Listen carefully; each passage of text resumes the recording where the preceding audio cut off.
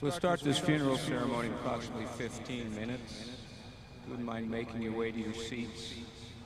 And if you take just a moment to check your phones, make sure they're muted so that we can maintain the sanctity of this ceremony. Thank you.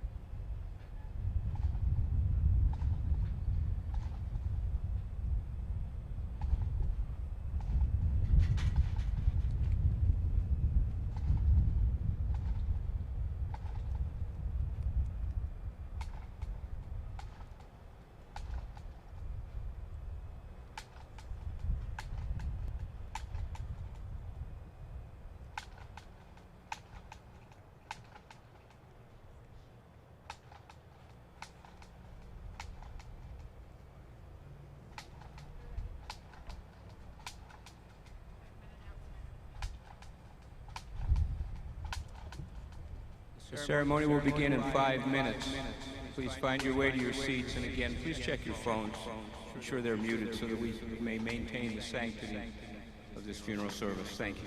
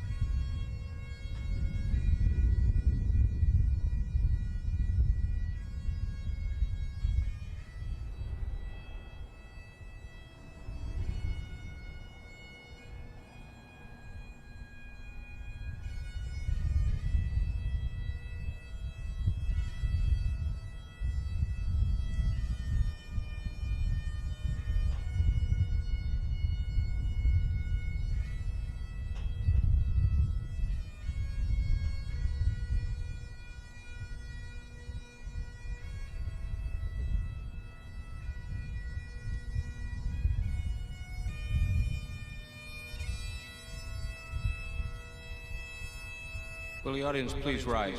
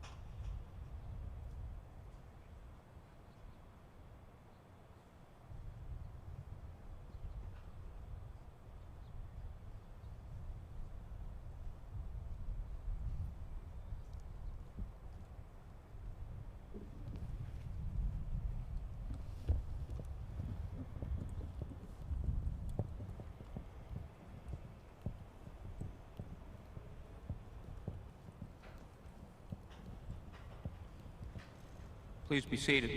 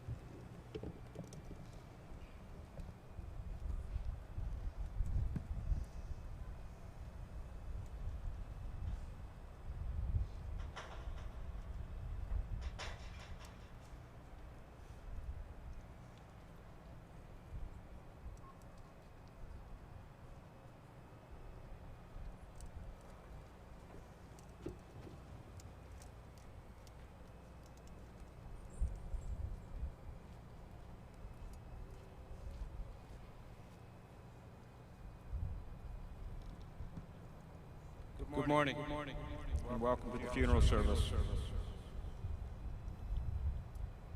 for Ogden Police Officer Nate Lyday, 2 Foxtrot 1069.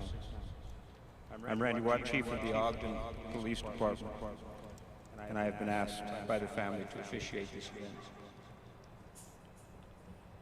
The Health Department has asked that you wear masks as much as possible. I also ask that you note the number and color of the chair you're seated in for future reference. I'd also like to note the presence directly in front of this podium and above the casket of the National Honor Flag. That trifolded flag travels throughout the United States and participates in the services of fallen police officers, firefighters, military members, as they are laid to their final rest. I'd also like to express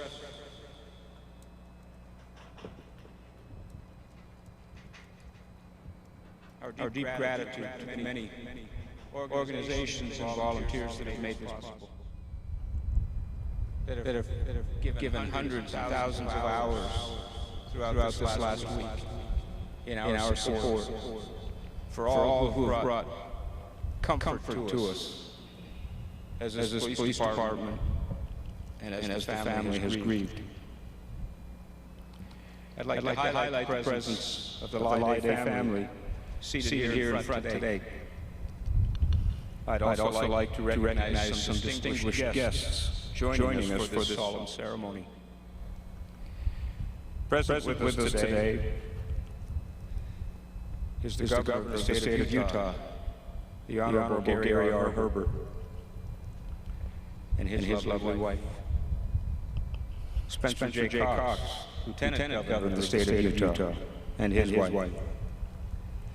Attorney General for the State of Utah, Sean Reyes.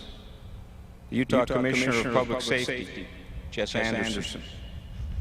The United States Attorney for the District of Utah, the Honorable John Huber. Congressman John Curtis of Utah's 3rd Congressional District. Congressman Ben McAdams of Utah's 4th Congressional District. The Honorable Michael P. Caldwell, Mayor of the City of Ogden. Mark Johnson, Chief Administrative Officer for the City of Ogden. Utah State Senator Alan Christensen. Utah State Senator Ann Milner. Weber County Attorney Chris Allred. And Deputy Weber County Attorneys Brandon Miles and Dee Smith. Weber County Commissioner James Harvey.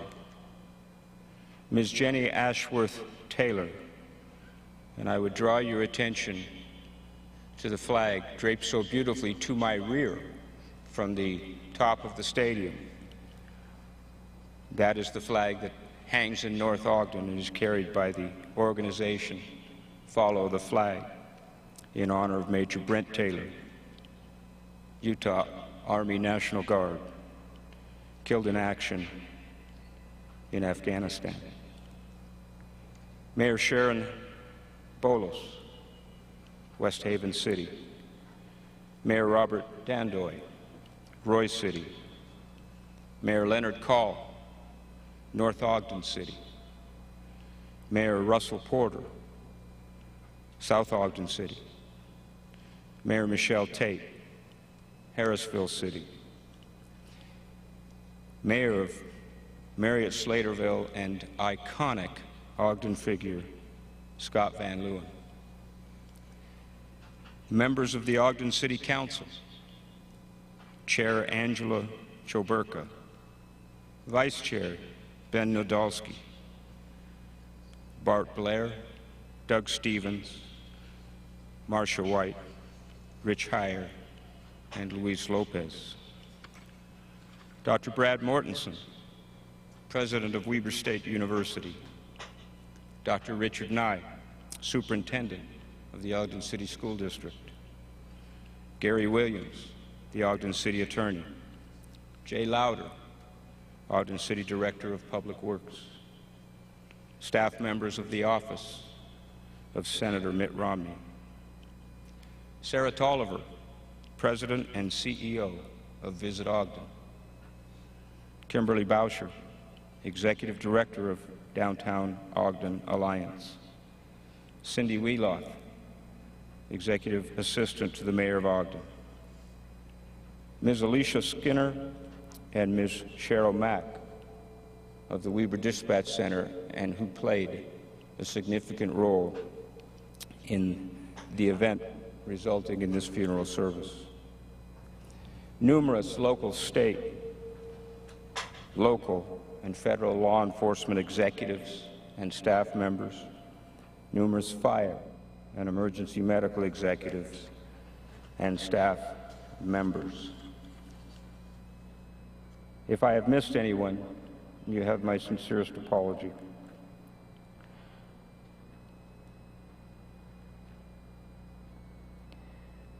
We appreciate all of you being with us today as we memorialize the life and service of Officer Nate Leidy. Your presence here speaks volumes about the respect you and we hold for our police officers and all first responders. In Scripture, King Benjamin states, "And behold, I tell ye these things that ye may learn wisdom, that ye may learn that when ye are in the service of your fellow beings, ye are only in the service of your God." Officer Nate Leidy made the ultimate sacrifice and lost his life serving a family, a community, our state, and our God. May we always remember the service and sacrifice of this fine young man. We will now hear from today's speakers. Nancy Leidy, Officer Leidy's mother, will be our first speaker. Nancy will be followed by Andrew Leidy, Nate's father, who will be followed by Nate's brother, Cody Leidy. Following Cody's remarks, Officer Dylan Eshelman, friend of Nate and Ashley, will speak to us, and he will be followed by Todd Schob, lifelong friend of the Leidy family. Our final speaker will be Governor Herbert. Nancy.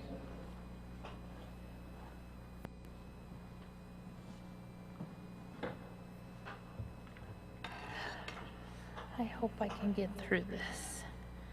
I had to have notes, so my apologies, but I didn't want to leave anything out.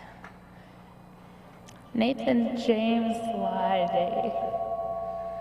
Words just don't seem sufficient to describe Nathan. Some come to mind are caring, loving, amazing, strong. Along with that comes valor, honor, and integrity. Nathan stood for what was right. In 5th grade, Nathan wrote a poem, and if I were in charge of the world, and the first line was he'd get rid of broccoli, and then he said he would get rid of bullies. He hated bullies. would increase recess quite a bit, and even if he didn't take his vitamins, he could still be in charge of the world. Nathan couldn't stand contention.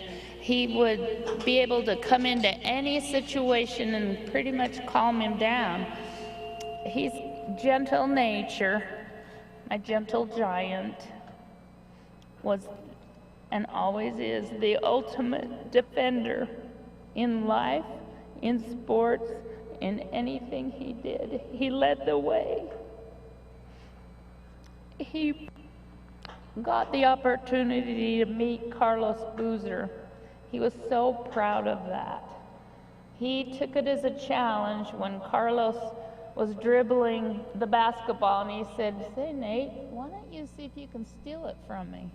So he's dribbling, and Nathan, he eyeballed that ball. He stole it from Boozer, dribbled around behind him, and made a layup. Then he proceeded to get 6 free throws, nothing but net, and Carlos Boozer turned around, and there was Coach Corbin sitting there, and he said, "We got to sign this kid for a 10-day.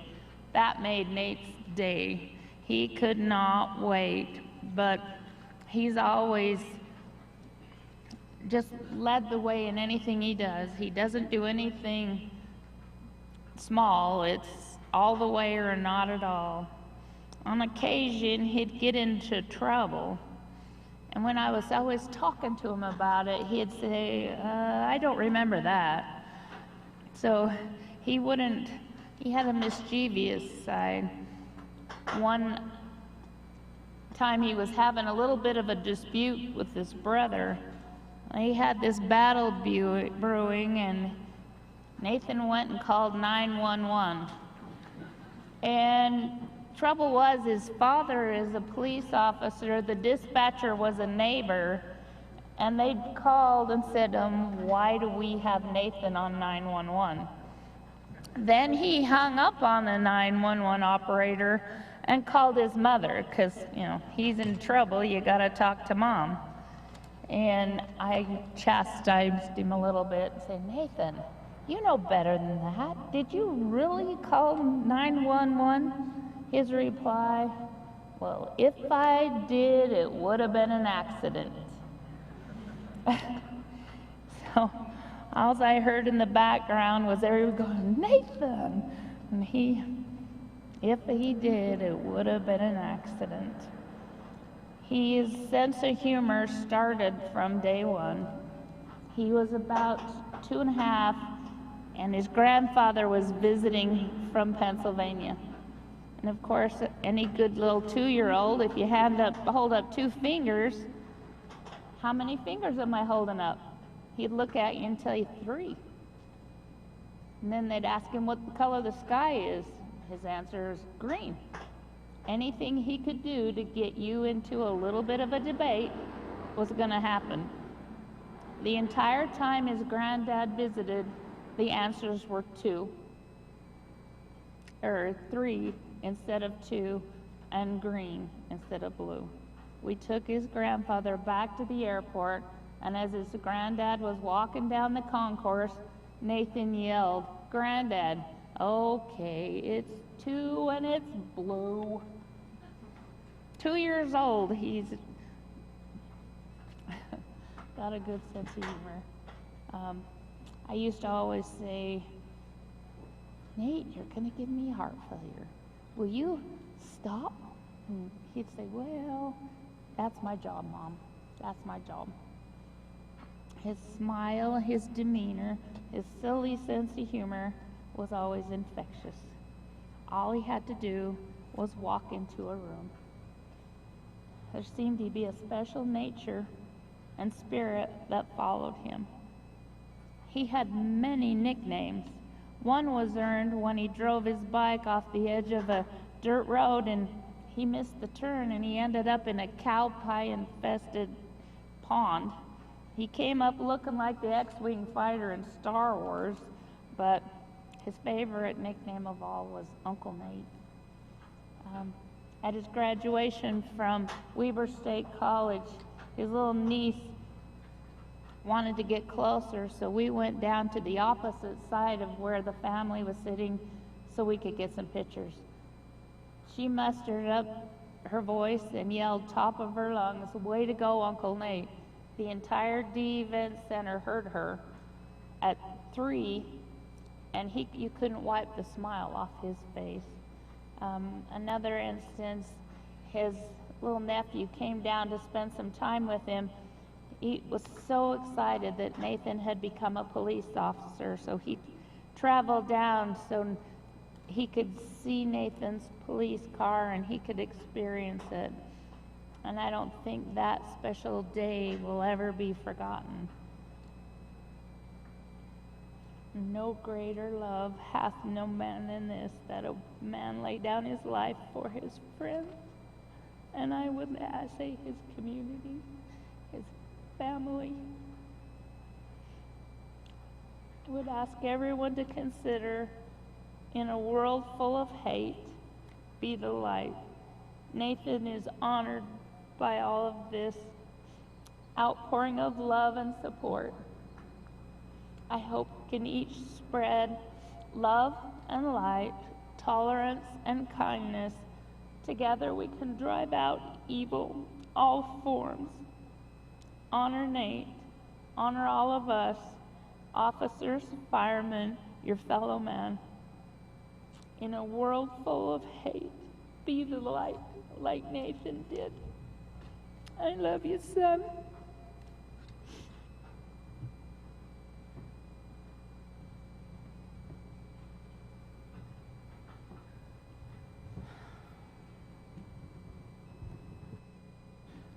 Hi there.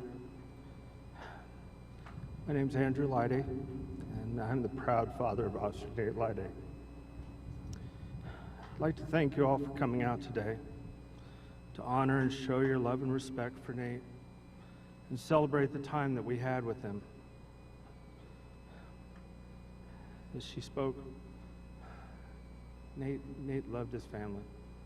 I still have thought of so many stories over the past week and a half, and so many came to mind. I wanted to at least share one or two with you.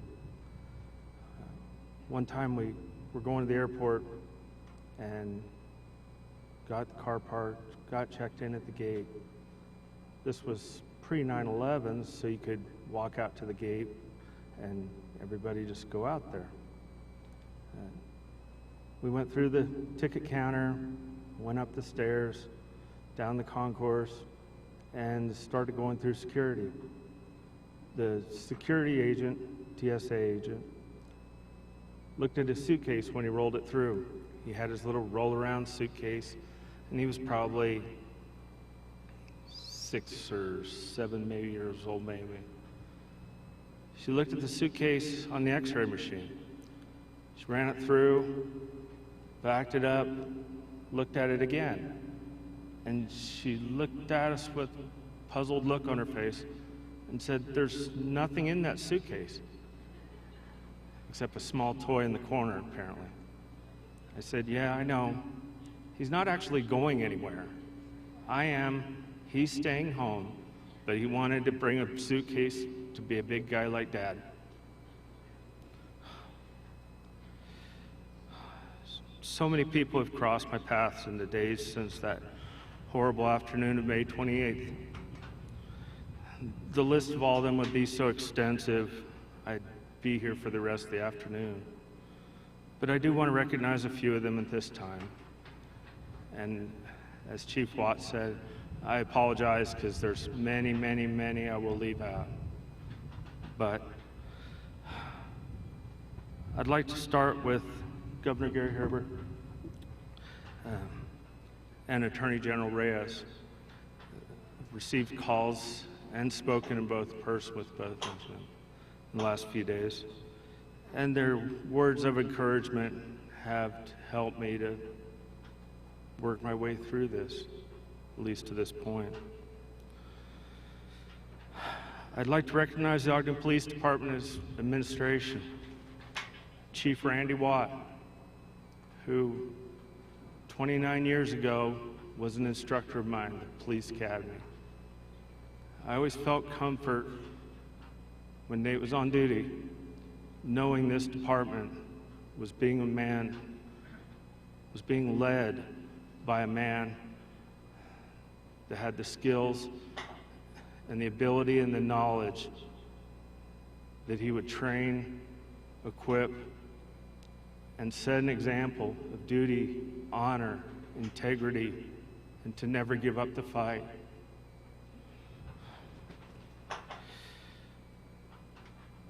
Others, including Captain Tim Scott, who I've known for many years, from Ogden a little bit, and when he was at Clearfield Police before.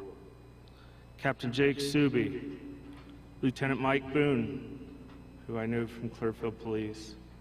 We had a heartwarming talk on the way to the medical examiner's office to pick up my son and bring him back home to Ogden. Mike told me that they realized 8 years ago with the passing of Jared Frankham that if there was 90,000 people in the city of Ogden, 100 of them may not like us, but the other 89,900 do, and they will support us, and you will see it over the next few days. Also, a very special, heartfelt thanks to Chief Deputy Eric Young. I had a brief contact or two over the past couple of years with Chief Young at graduations, swearing-in ceremonies. Probably had bumped into him at a training event or two in the past. But he was basically the first department contact I had at the emergency room. I remember his face standing in the corner and could see the anguish on his face and the tone in his voice. And I could tell immediately how much he cared for Nate as an individual and not just an officer. I've been amazed, Eric, by your compassion, your professionalism, and your desire to support our family and ensure that Nate gets the full honors that he deserves for the sacrifice he made. You are a comfort to us and a friend, and that will not be forgotten. I'd also like to thank the Ogden Police Department as a whole for your words and demonstrations of your love for Nate. I knew it for myself, but it still fills me with pride to hear of how he grew into the amazing young man and officer that he was. There again, I'm leaving out many, but Jenna, Ashton, and many others, you've been there every minute. We've needed you, and we know you will be in the future if we need you then too. I'd like to thank the Ogden Fire Department, Parks and Public Works Department, people behind the scenes that helped make all this possible. They weren't shown on parades, they weren't processions, they won't be shown on TV, but their work is greatly appreciated. The officers from Adult Probation and Parole, and all the other public safety agencies that have honored my son and his profession.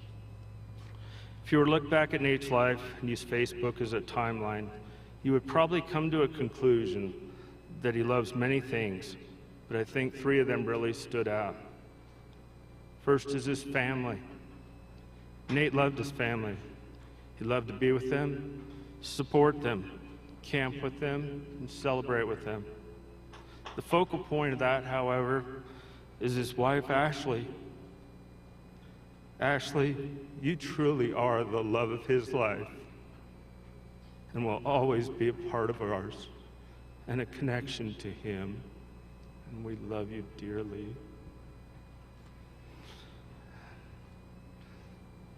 The second thing that came to mind was soccer.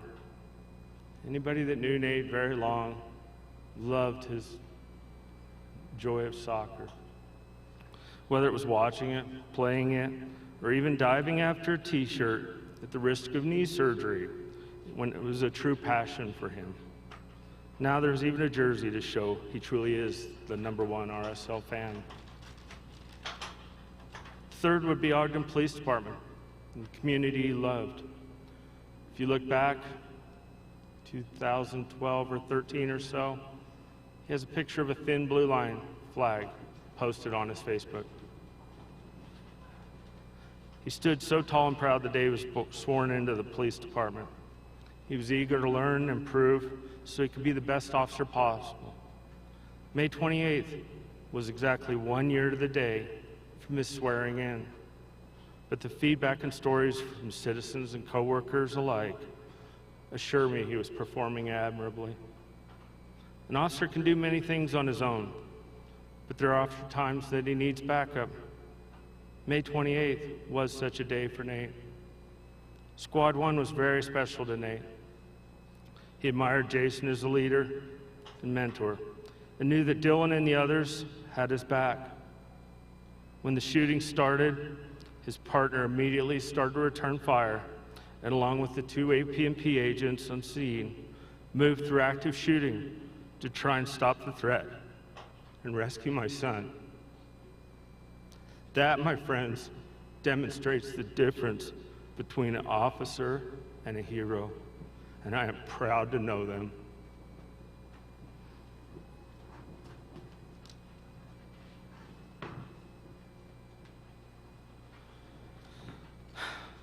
We've been so humbled and amazed by the lowest show of love and support from the community. We can't even begin to acknowledge it all.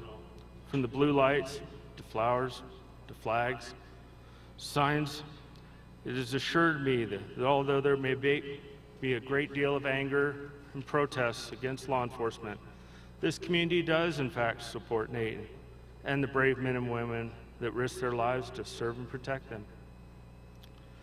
I hesitate to single out one time from the past days, but I was so moved by one, I want to share it. It was Thursday evening, and we were following the van carrying Nate to the medical examiner's office. We passed a woman and a young girl standing on Highway 89 in East Layton. They were standing behind a minivan with their hands over their hearts.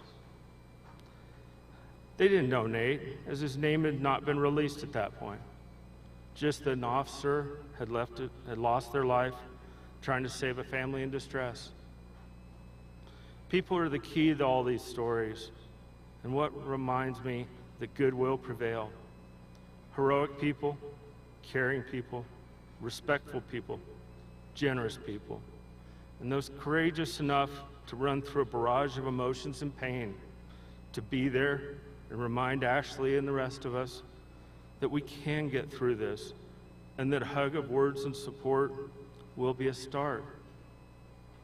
Shantae and Liz, you were willing to drop everything and be there at a moment's notice, and we will always be grateful.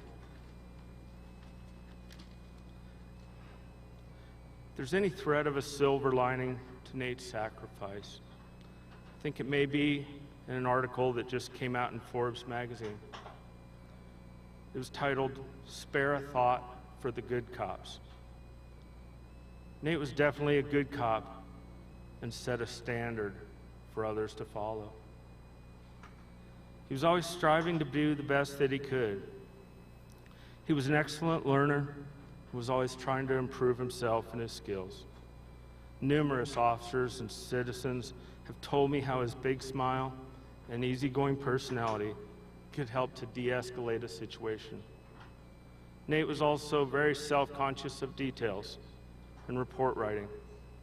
He did, however, not get a chance to clear from his last call. A father's job is to guide and assist along the way, so I'd like to assist him with that at this point.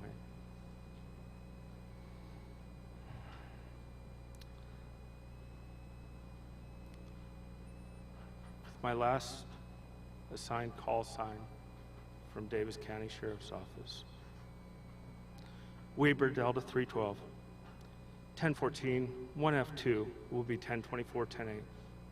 He'll now be 107 on a special detail, standing proud with Joseph, David, Dennis, Eric, Cody, Douglas, Corey, Derek, Aaron, and Jared, and their special companion, K9 Hondo,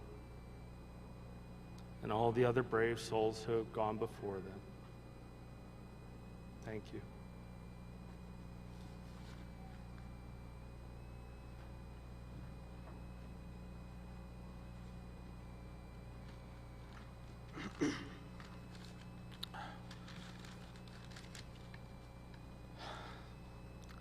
Hello, my name is Cody Lyday, and Nate Lyday was my little brother.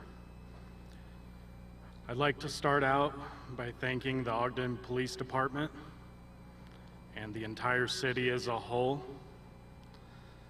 The amount of love and support that has been shown to my family really is beyond words.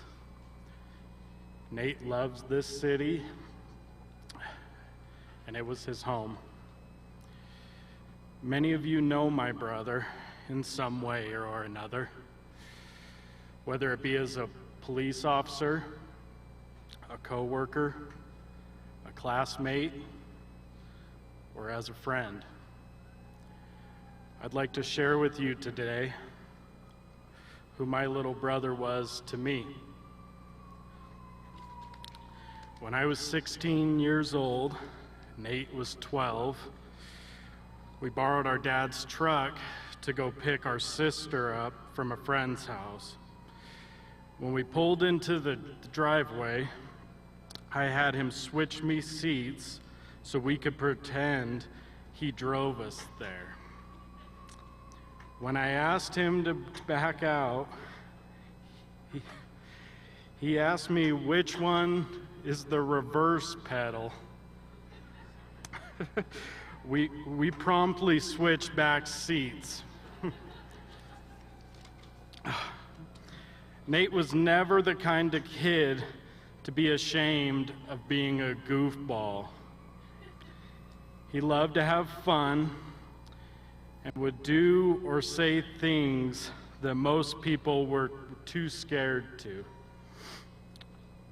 We usually use these moments as kids to razz him a little.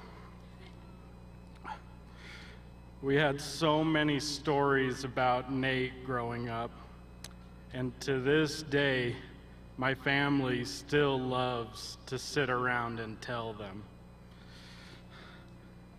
We did not know it then, but Nate truly was the tie that binds for our family.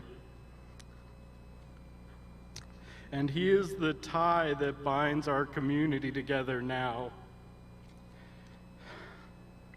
As I look around this great city, I see little bits of my brother everywhere. The schools that he went to, the parks that he played in, the restaurants he loved. Anyone who met Nate quickly realized he had nothing but love for everyone and everything around him. He really was the only person I had ever met that never had anything bad to say about anyone. He would meet people and instantly like them. And Nate embodies what I truly love about our city, Ogden. We have a community here that is about love and inclusion, and Nate was a part of that. If there was ever a time that we should come together as a community, this is it. I just wish that my brother could be here to see more of it. A dear friend recently reminded me that every day is a gift. And I would just like to ask everyone that's here today and throughout the country to take a minute and hug and love the people that are around you, your family, your coworkers, your friends. And I think that we can all make it through this together. Thank you.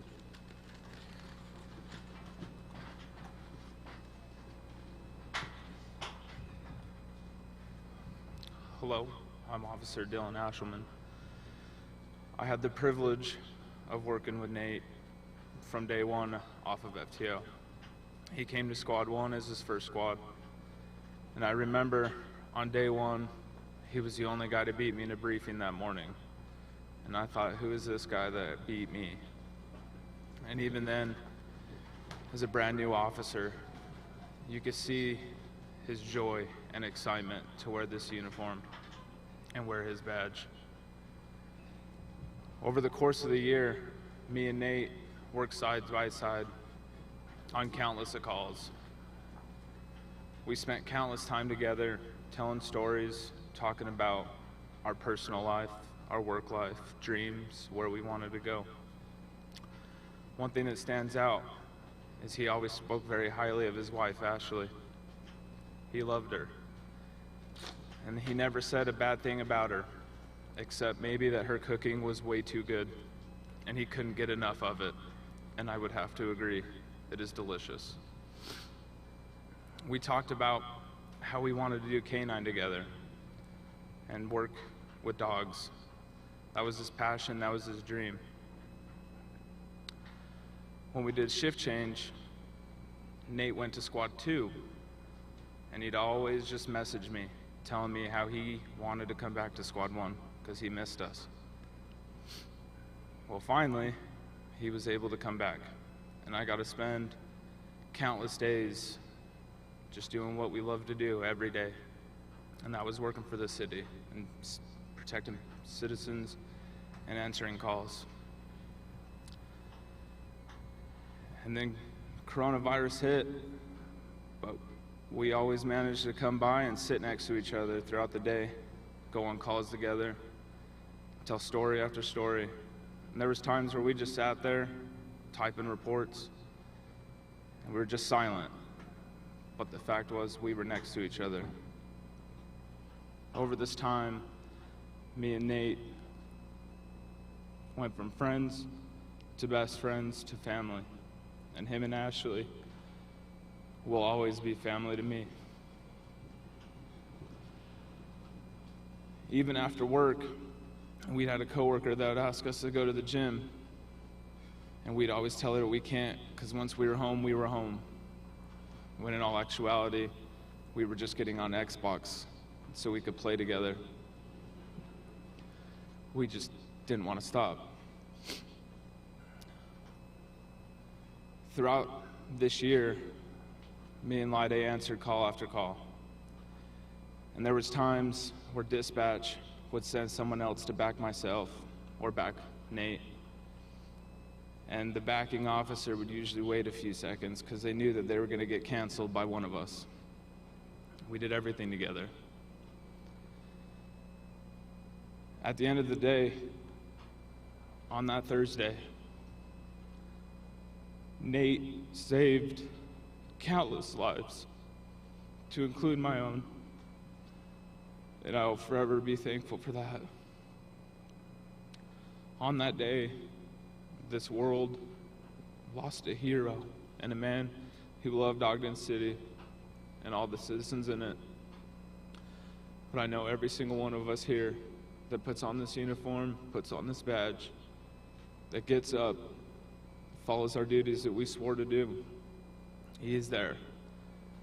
Every single one of us has gained a guardian angel in this. And I just hope everybody remembers that he is always there. And Ashley, I want you to know, he will never be forgotten. Thank you.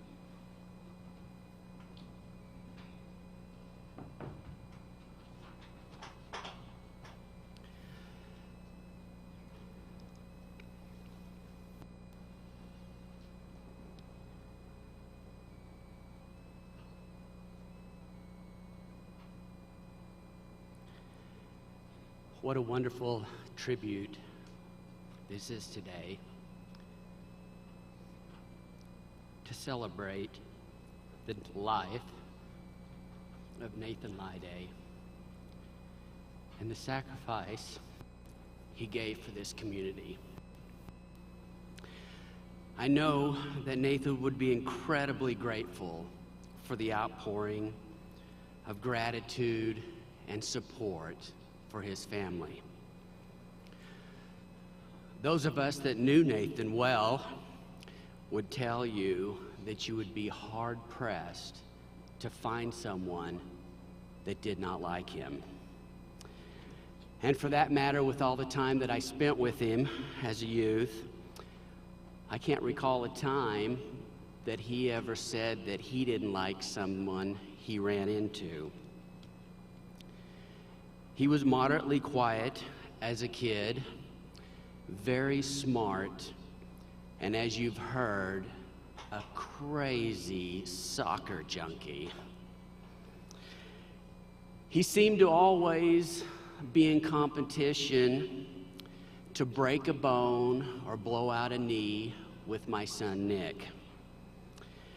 He enjoyed launching his friends off the trampoline until one day he launched my son Logan, and Logan broke his arm. I don't think I ever remembered either one of them getting on a trampoline after that. Sometimes, as all boys do, he said things that would just make you laugh. So I noticed as coming in here today that there were some officers from some other states, so I want to preface this and just give you one piece of information here. We have gas stations in this state called Common Sense, and you'll get this in a minute. So one of those times, Nathan made us laugh a lot. We were at dinner with him and his mother. His mother relayed a story that night of something he said to his 7th grade teacher. As we all are aware, Nathan wasn't paying attention in class, only half paying attention, as well as the rest of the students. The teacher asked if anyone in class knew what common sense was. After a few minutes of silence and no one answered, the teacher called on Nathan. Nathan got up and said, "Yes, Common Sense is a gas station on the corner of my dad's house." Those are the kinds of things that Nathan always did, as his brother relayed. He was always saying funny things. So now let me tell you a tender story about Nathan. I received permission to tell this story and to give the name of the young lady that was involved.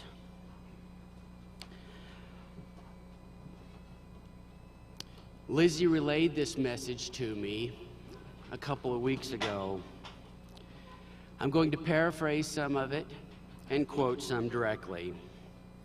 She lived in the same neighborhood as Nathan, and she had been struggling with an addiction that had caused herself and many others some grief. As we're all aware, things seem to get around in neighborhoods. Nathan found out, like most of the rest of us, what was happening in her life at that time. Nathan was working at Fresh Market, and Lizzie happened to get into the line where he was checking. Once she noticed him, she left the line for another line because she didn't want to face Nathan. Nathan noticed her, asked for another person to take his place for a moment. Nathan was at this time only 19. He walked over to Lizzie, gave her a hug, and said, and I quote, "You are one of my greatest examples, and I hope you know that you are truly amazing. No mistake can ever change that fact." Lizzie then said, "I will never forget it. At a time when he had every right to turn his head and walk away, he ran towards me. That's exactly what Christ would have done." So let's move forward to about a week ago. Lizzie gave me another message that she thought would be appropriate. Lizzie, her husband, and her daughter watched from an overpass as the procession brought Nathan back from Salt Lake City. A day or two after that, she relayed this to me, and I quote, and she's talking about her 5-year-old daughter here. "Tonight, while we were laying in her bed, she said, 'Mama, the cop died. He is now in heaven with God. And I'm glad we got to see all of his friends drive by. He has a lot of friends.' She then said, 'I never want to forget what came next.' She said a prayer. 'Please bless us to be good friends like the cops are.'" Mother Teresa once said, "A sacrifice, to be real, must cost. It must hurt. It must empty ourselves. The fruit of silence is prayer. The fruit of prayer is faith. The fruit of faith is love.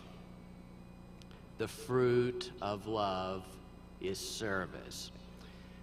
And the fruit of service is peace."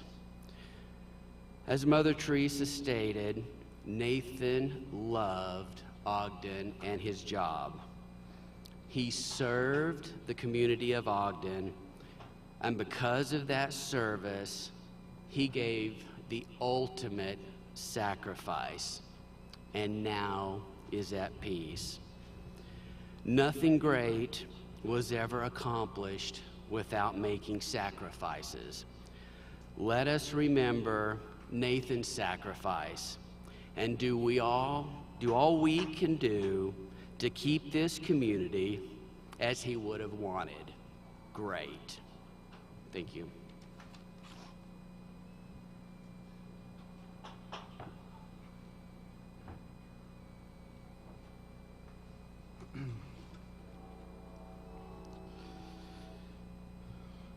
Ladies and gentlemen, friends, fellow Utahns, special guests, the Lydell family, I'm here with deep humility, feeling inadequate to address you on this tender occasion, but honored by the invitation by the Lydell family and Ashley to come and make a few remarks as we celebrate the life of Officer Nathan James Lyday. As I've heard the comments to this point, the word that comes to mind is one of love. Obviously, Nathan was a compassionate, warm, and friendly, gregarious individual with a little bit of impishness in his personality. But he loved being a police officer. He loved going to work and sharing the time with his colleagues, the men and women in uniform. He loved the city of Ogden. He's a hometown boy. He's a hometown hero. He loved his opportunity to serve. Most of all, he loved his family. His sweet wife, Ashley, the light of his life. They were married 5 years ago today. and a wonderful opportunity for them to be together as husband and wife. Given the love that Nathan has shown to all of us, as we look at the responsibility of those men and women in uniform to protect and to serve, I look at Nathan and his assignment as a police officer that he looked at akin to a noble calling. Indeed, there are few professions that have more challenge in life than being a law enforcement officer. The stress as you go out to work each and every day, facing dangers that you don't know, your family praying that you'll come home safe and sound as you go out to serve and protect. That's pretty challenging. That's pretty stressful. Police officers willing to put it on the line for someone else. It's been mentioned already. A dangerous situation they don't retreat from. And in Nathan's case, we saw an example of actually moving towards the danger in order to try and save somebody else from violence. Nathan's end of watch on May 28th came all too soon. He died heroically, sacrificing his life in an attempt to save others.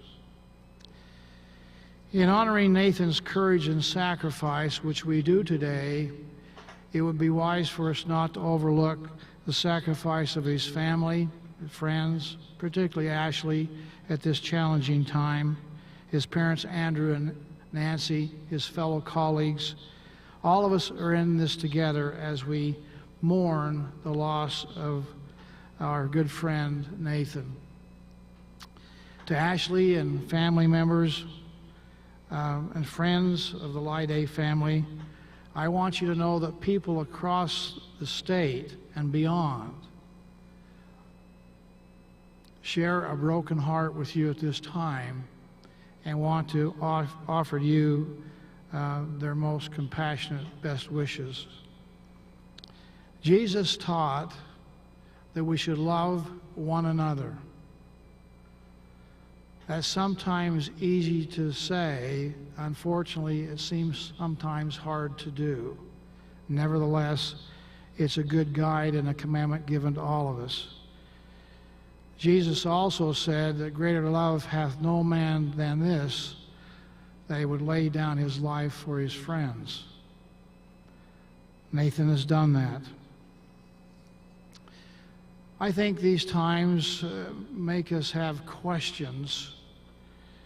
Many of us are asking ourselves, what can I do? What can I do to make it better, to help ease the pain, the suffering, the sadness, the darkness that we feel because of this tragedy, this tragic event? We have been through, in recent weeks and months, some very dark days. And we have dark days probably ahead of us in our lives and the challenges of our mortal existence. But I get heart and encouragement from the words of Dr. Martin Luther King Jr. when he said, "Darkness cannot drive out darkness, only light can do that. Hate cannot drive out hate, only love can do that." Jesus taught that we should love our neighbors, love one another. I was reminded as I was preparing my remarks of a great speech given by Abraham Lincoln as he dedicated the Gettysburg Cemetery in Pennsylvania, and known as the Gettysburg Address. And as he taught the crowd there, about 15 to 20,000, about what was taking place as we honored these people who give the last full measure of devotion to our country, I thought of Nathan. I also thought of us. He said, in talking to those people, that it is for us, the living, to be dedicated to the unfinished work. I think that's a good charge to all of us today, that we have a responsibility and an opportunity to further the work of Officer Lyday. We should, in fact, bear one another's burdens that they be made light. We should, in fact, mourn with those who mourn. And we should, in fact, comfort those who stand in need of comfort. We all have the ability and the opportunity to do that.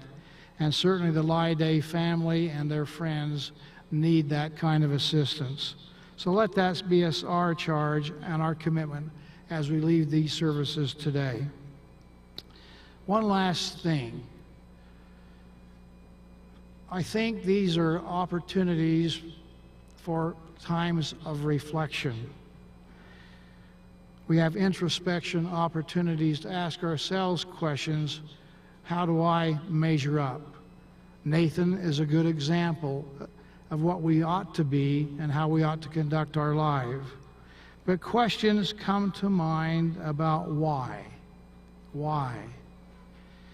The great question posed in the Old Testament by Job was, if a man die, shall he live again? He answered that question pretty soon after that when he said, all the days of my appointed time will I wait till my change occurs. I'd like to add my own testimony that not only will he live again, but that he does live. We go through different chapters in our existence. One door closes and another door opens. He's going to that next chapter with a new birth and a new beginning. I liken it to sitting on the shoreline and watching a ship go out to the horizon. As it goes to the horizon, it slowly slips from our view, and we say, there he goes. Unbeknownst to us, on the other side of the horizon, far away, is another shoreline where people are there gathered.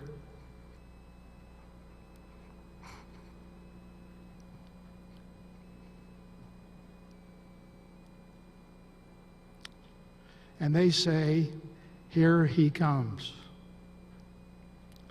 Family, friends, loved ones, with outreached arms, wanting to show him the love that they feel for him and for his sacrifice and service.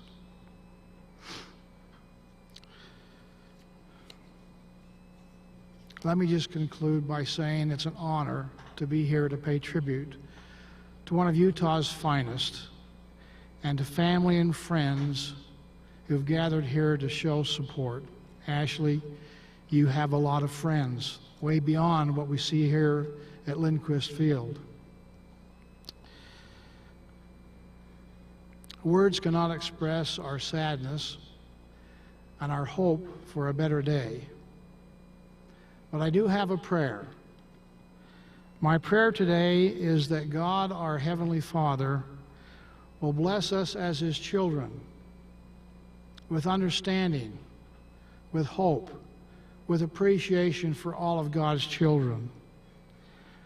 I pray that God will bless Ashley and family, Andrew and Nancy and extended family and friends, that they'll have strength, that they'll have courage, that they'll have a ability to have their spirits buoyed up and look optimistically towards the future.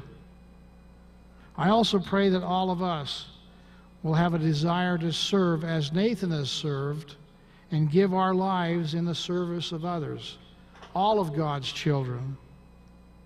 In honoring Nathan's memory, we can demonstrate our love for our fellow man and to do good to each other as we have opportunity day by day. That is my prayer in the name of Jesus Christ. Amen.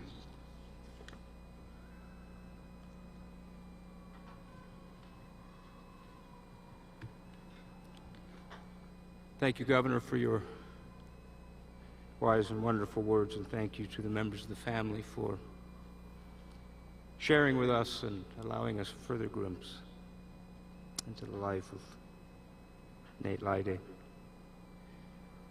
The Ogden Police Department recognizes exceptional performance of officers and staff through the awarding of medals and ribbons. One of the medals is the Police Star Medal, the department's version of the military's Purple Heart, awarded for injury or loss of life in combat. The Police Star, ranking next to the Superior Service Medal in order of precedence, is awarded to a sworn officer of any rank for outstanding work involving great risk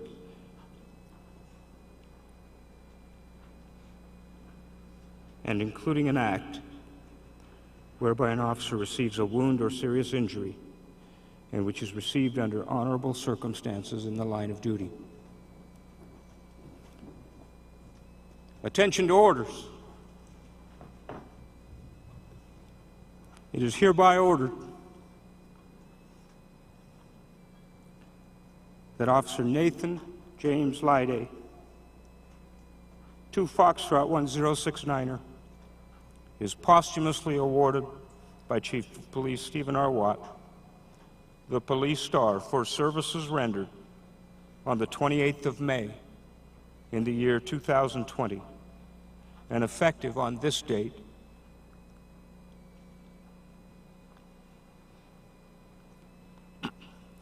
the 6th day of June in the year 2020. Please present the award.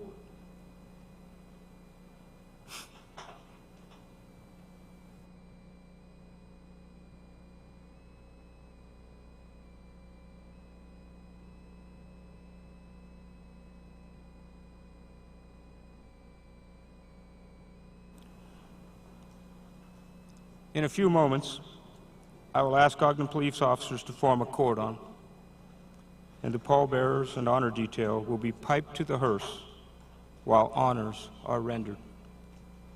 Upon the completion of honors and dismissal of the cordon, we ask that those of you not moving to the graveside service please remain seated and allow the family members and OPD officers and their parties to quickly make their way to the exits to form the procession. The graveside services will be streamed to the screens here in the stadium as well as on KSL, Ogden City Facebook Live, and the Ogden Police Department's Facebook Live pages. Once the parties on the stage have left this stage, this funeral service is concluded. Thank you and God bless.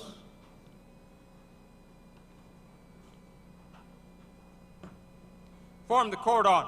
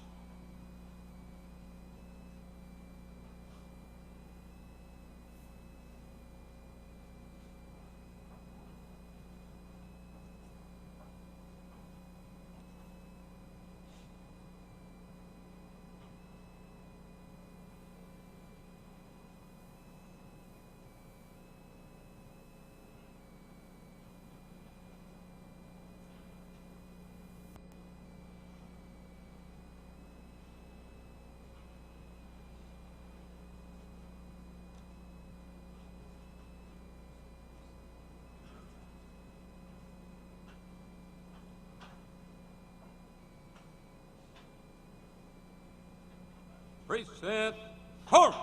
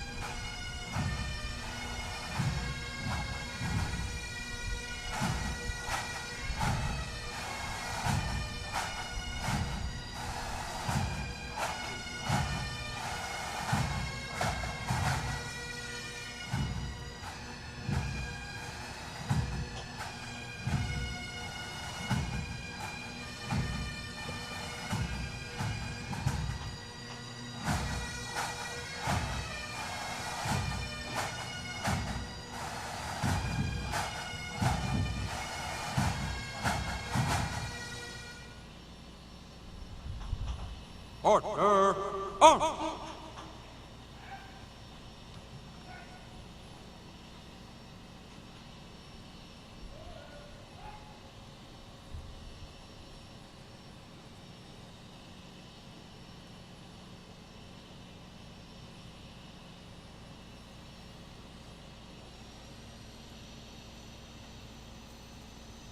Cordon, dismissed.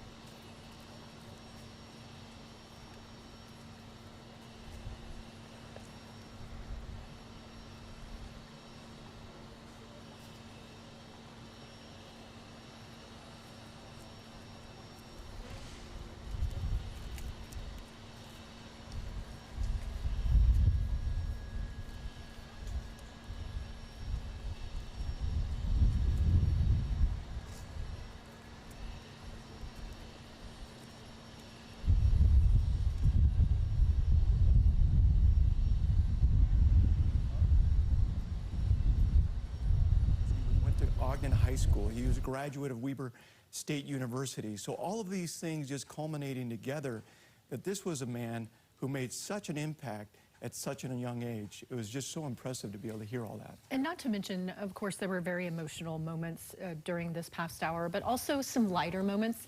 One of my favorite moments that we saw earlier, what came from his mother, Nancy, who said that her son loved soccer, yeah, but hated broccoli and bullies.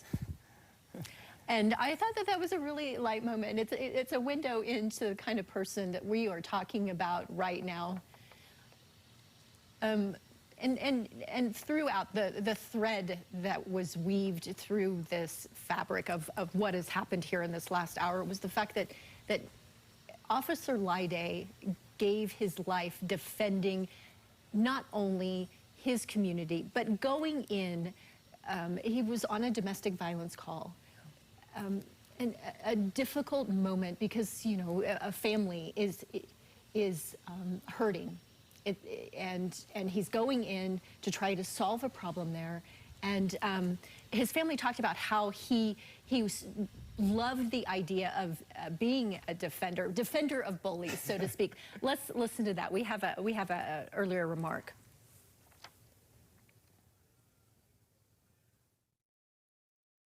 He's gentle nature, my gentle giant, was and always is the ultimate defender in life, in sports, In anything he did, he led the way. That was Nate Lyde's mom there talking about just a defender, as you mentioned. He really was. And I love that when she said in 5th grade, he was in charge of a poem and that was called, If I Was in Charge of the World. And one of the things is to get rid of bullies. And it shows right off that he was a defender of truth. If you don't mind, we're going to go ahead and bring in Jenny Brotherson. Jenny Brotherson is very close to this, obviously, because her own son, Cody Brotherson, lost his life, shot and killed, or actually he was tragically killed as a West Valley City officer in November of 2016 when he was hit by a stolen vehicle. Jenny, you've had a chance to watch this service. Share with us your feelings, your thoughts, your reaction as you've seen this and all unfold here. Well, of course, it's an incredibly emotional moment as you're watching another family as they are saying goodbye to their hero. But I want to say I was really, really impressed. I loved his mom's speech.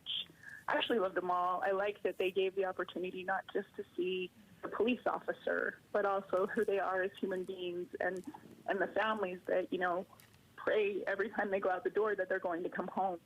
I loved his mom's, when she talked about the poem he wrote, it made me laugh.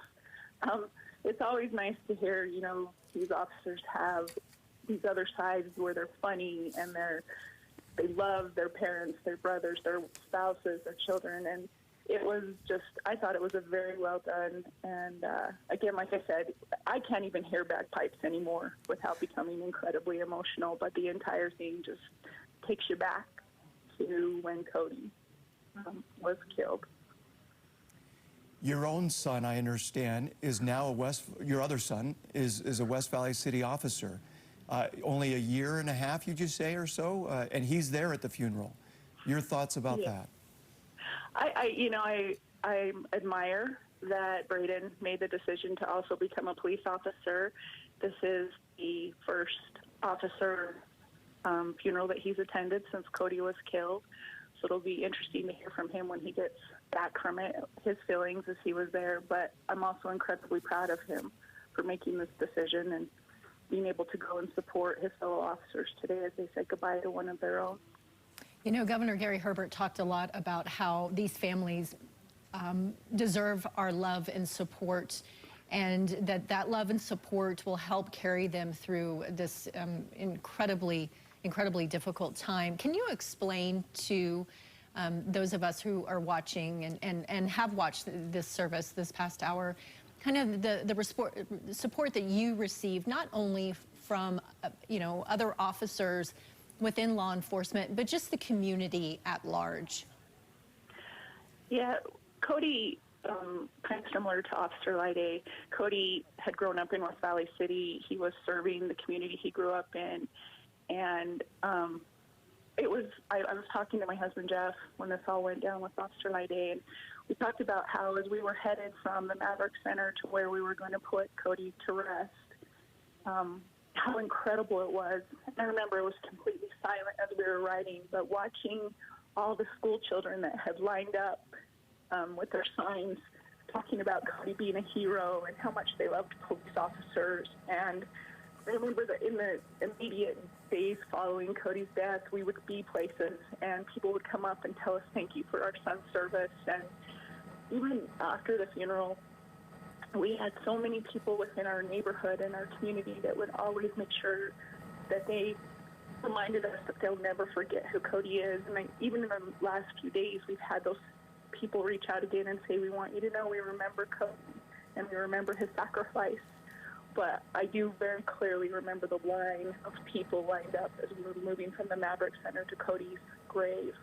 And just, it was so incredible in this heartbreaking, horrible situation to see all these people being there for Cody.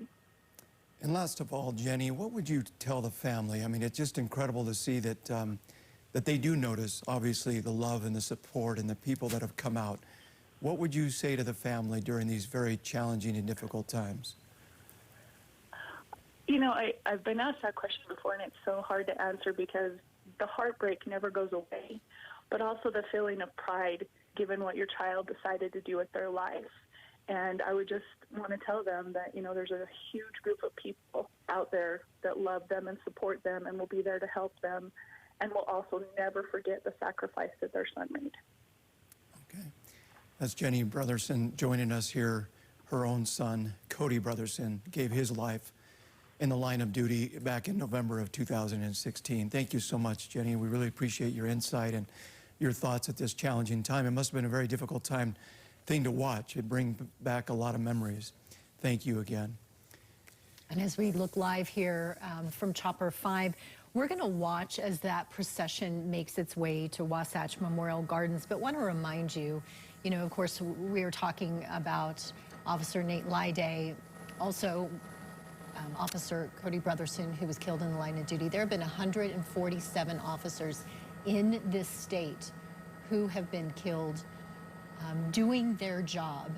And there's, how many of us can say that when we go to work, there's a possibility that we could be killed doing what we're doing? And there's a gratitude that we have and should have for the men and women, whether it's, of course, in the military, who are often revered, but as well as the people in law enforcement, too.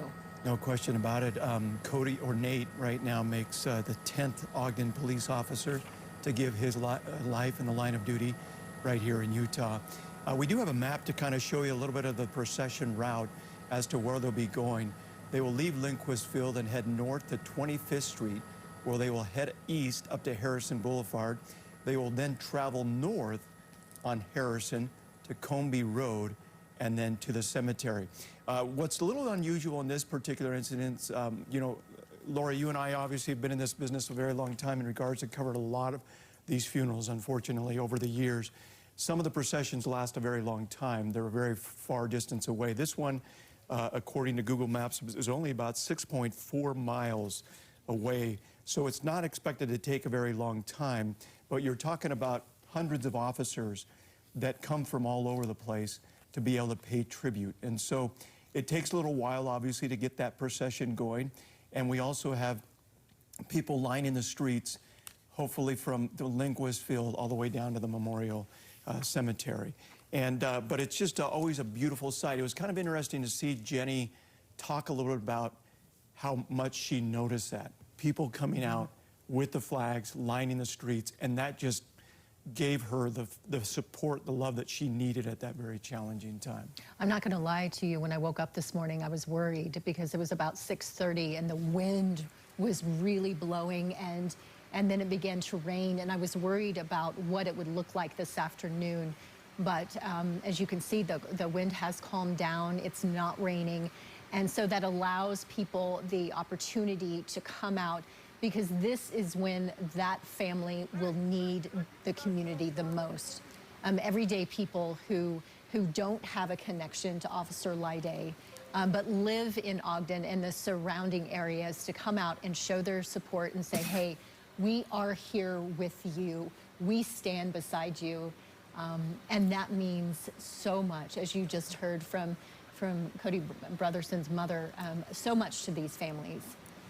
And if you're just joining us right now, it is 12:17. You're looking live right now at Chopper 5, a bird's eye view of Lindquist Field, where a beautiful service just took place for fallen officer Nate Lyday. A hometown hero, he's being called, a man born and raised in Ogden, loved his job, loved his family, loved his wife. Today is their 5th year wedding anniversary. Just a very tragic time for this family to have to deal with something like this. It was only about a week and a half ago that he was shot and killed. Really didn't have a chance at all, showing up at a door, domestic violence situation, and shot through the door. And, you know, he was known to go out and help, to rescue, to defend. And what I really love from his mom and some of his family is they talked about a gentle giant. Apparently he was 6'4", but yet he was just a gentle giant, and he was known to be able to de-escalate situations. Unfortunately, he never got really a chance to be able to meet this family, try to de-escalate the situation. But here he is, a fallen officer, the 10th officer to fall here in Ogden Police. We're going to show you just a little bit of what took place earlier if you are just joining us. This is Nancy Lyday, Officer Lyday's mother, talking about her son.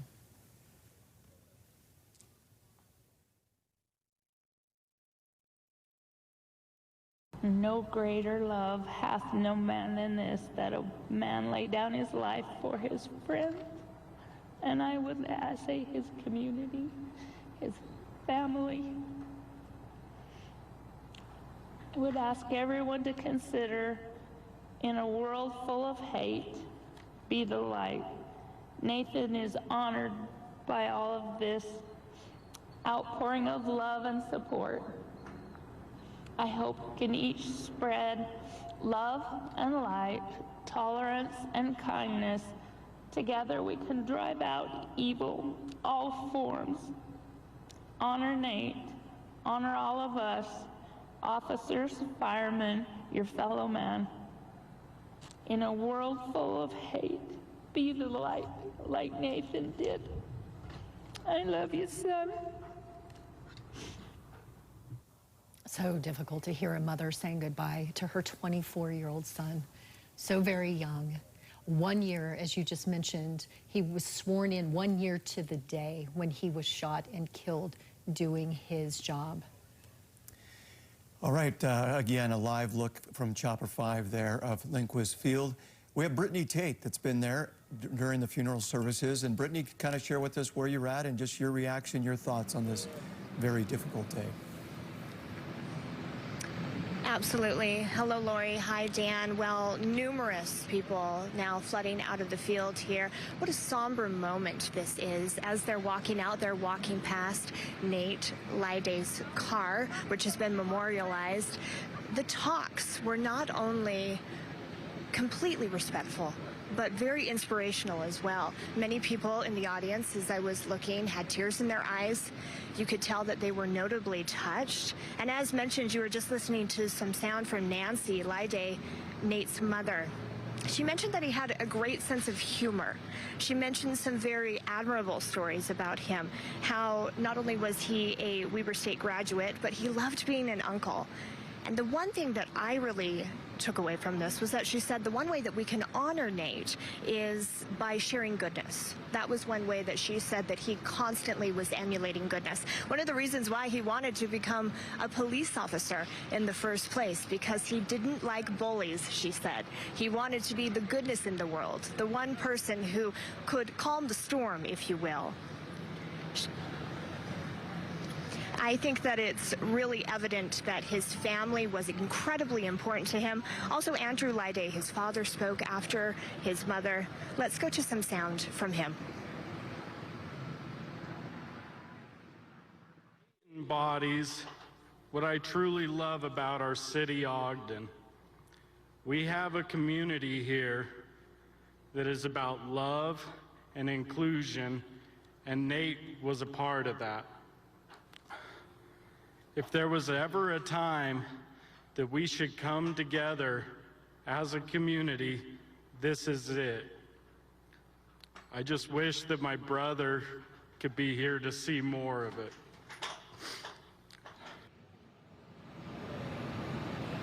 Okay, that was Cody Lyday. That's Nate's big brother by 4 years. He also talked about how Nate loved to have fun. He loved to be a, quote, goofball, is what he said. And he said that it was evident now more than ever that Nate was the tie that binds their family. I thought it was an interesting correlation when he said, now I see that my brother is the tie that binds the city of Ogden. He loved Ogden City. He's a force. He's a glue. And then Cody asked the audience and those in law enforcement, those patrons, those there to pay respects, everyone in attendance, he asked them to unite. He talked about the tumultuous times that are upon us, the discord, and asked people to listen and actually hug those around you, offer more love than discord, more kindness than dislike. And he talked about how he absolutely loved being a brother to Nate. And somebody else who spoke was Nate's partner, actually, Dylan Asherman. He says that they served countless hours together. This is the person that Nate talked with his hopes, his dreams, all of their aspirations when they were serving on shift together. Officer Dylan also echoed that Nate absolutely loved his wife, Ashley. He never had anything negative to say about her. They had been married only 5 years. And he also commented that Nate was always talking about Ashley's cooking and how it was so delicious, so amazing. You can see here, there are these motor cops, these officers who are gathering, paving a way, paying their respects as this procession is about to begin. Dan and Lori, there's a really somber feeling here, but also a very, very strong feeling of respect. Those who are here came out because they feel that unity. I feel like they really feel that desire tonight to unite.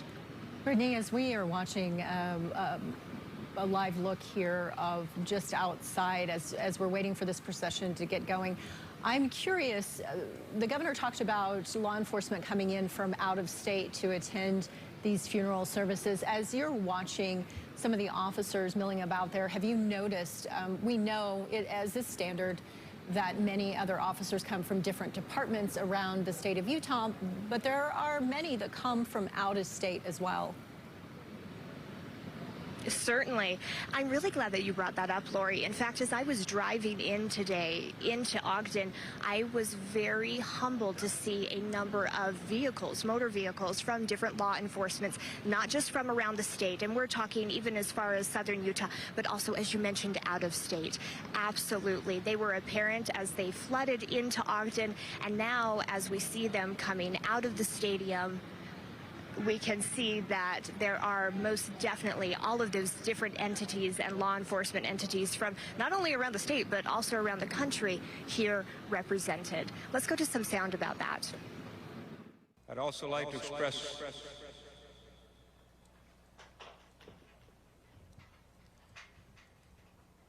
our deep gratitude to the many organizations and volunteers that have made this possible, that have given hundreds and thousands of hours throughout this last week in our support, for all who have brought comfort to us as this police department and as the family has grieved. And it's starting now here. You can hear those engines revving. You can see the lights behind me as this motor brigade is about to begin. This procession, one that will remember Officer Nate Lyday. So many people gathered here. It's actually quite overwhelming to see all of the different officers on these motorbikes. It's absolutely beautiful and impressive to see that they're here, they've gathered to give this final and very respectful goodbye. As you can imagine, this is going to be the longest ride in their entire lives for the family of Nate Lyday as they go from here to Wasatch Memorial Gardens. And as we can imagine, the members of Ogden community and beyond will be standing along this procession route and trying to buoy the spirits of this family who is grieving and will continue to grieve the loss of their hero. Yeah, you know, no matter how many times you cover these kind of stories, this procession always just tugs at your heart. You see the number of officers, you see the support, the love, the energy there in regards to just wanting to do all they can to make this a very special event. We see the fire truck there, the Ogden City fire truck, and on that fire truck is a casket of Officer Nate Lyday. Brittany Tate there on the ground for us right out in front as this begins to start the procession, making its way to the Lindquist Memorial Gardens of the Wasatch. It's only about 6.5 miles away, so it's not expected to last very long. But I know there's a number of people that are lining the streets, dozens or hundreds of people that are lining the streets right now there along the procession route to be able to show their love and support, to be able to be out there for the family. Again, a live shot here at Chopper 5. And I think we really need to tip our hat to the members of the law enforcement community who have stood watch over Officer Laide's remains, over his casket this entire time. To imagine, I mean, we're talking 24 hours a day watching over until he can be laid to rest. And that's pretty incredible to think about, considering his death on Thursday, May 28th.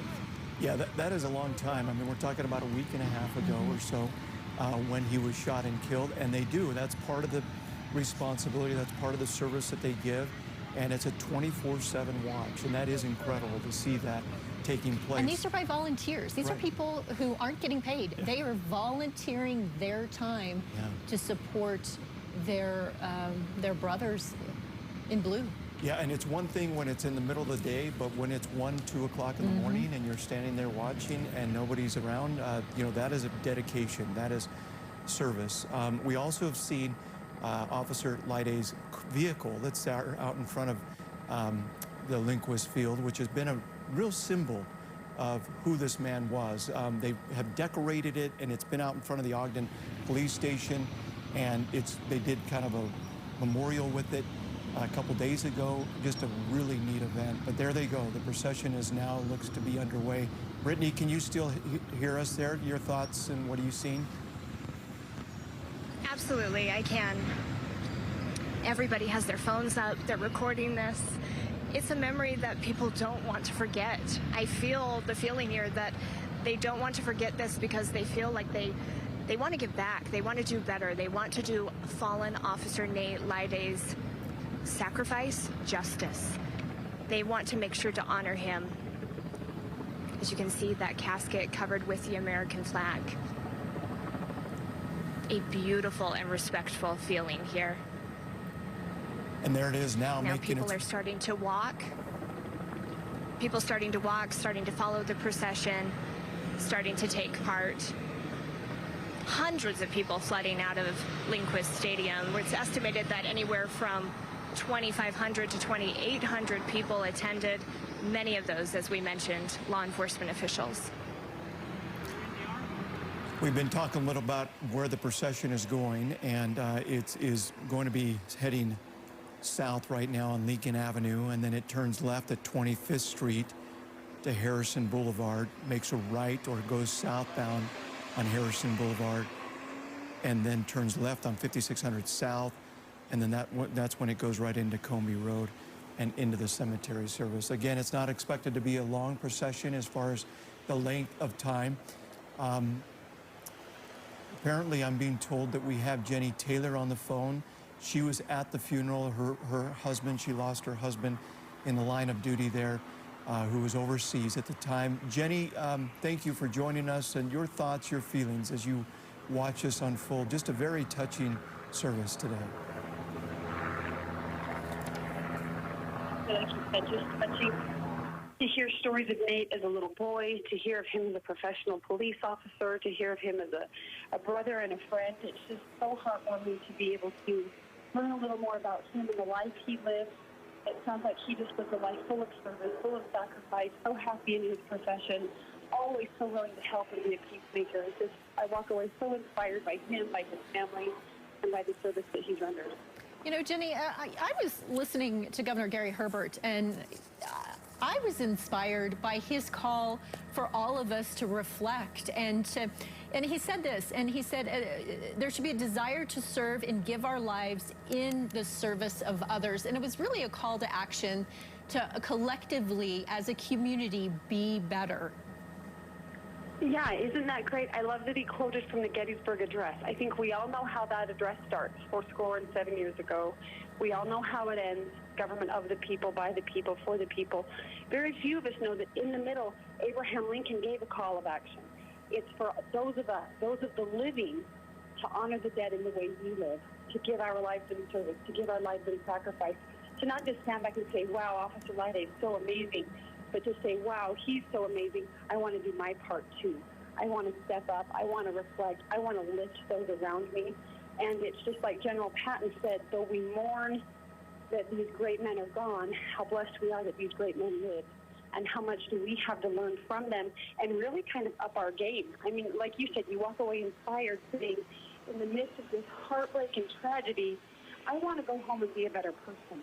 I want to be a better neighbor. I want to be a better friend. I want to be a better mother to my children and lift up my community. And I'm just so touched by everything that was said today, the way the community has come together, the flags, the ribbons. The police wives have worked so hard, to hit so close for that entire police family community. And it truly has been a beautiful, though tragic thing, but beautiful to say, this is my home. This is our home, and we're going to get through this together. And we're going to stand by Ashley and by Nancy and by Andrew and by the rest of the police force. And not just today, not just once the burial's over, but in the days and weeks ahead, because as you know, that's when it feels heavier. That's when it gets even harder. But how great to be so inspired by this great man and the life that he's lived. Jenny, we saw in the video some amazing video of that huge American flag there on the field. It's part of Follow the Flag, and it hangs in honor of your own husband. Your thoughts, your feelings as you had a chance to know that was the flag that represents your husband and his sacrifice. Well, and I'm going to correct you right there. That flag represents so many and their sacrifice. So many that call that flag Big Betsy. There's another one just like it called the Major. And this is the flag that hung in the canyon right after my husband died. And this really is the flag that has been flying in Pleasant Grove for years. And it's a chance for members of the community to come out with groups like Follow the Flag and Fallen Hero Network and so many others and say we want to do something. We want to show our love, our support, our gratitude. And to see that flag, it's nothing short of a weather miracle. So I don't know what Grant Wayman was working on this morning, but when we were here setting up flags at 7 and 8 a.m., it seems pretty iffy to have that flag fly. It acts as a giant sail in this wind, but everything calmed down just long enough for the beautiful service to take place. The wind calmed.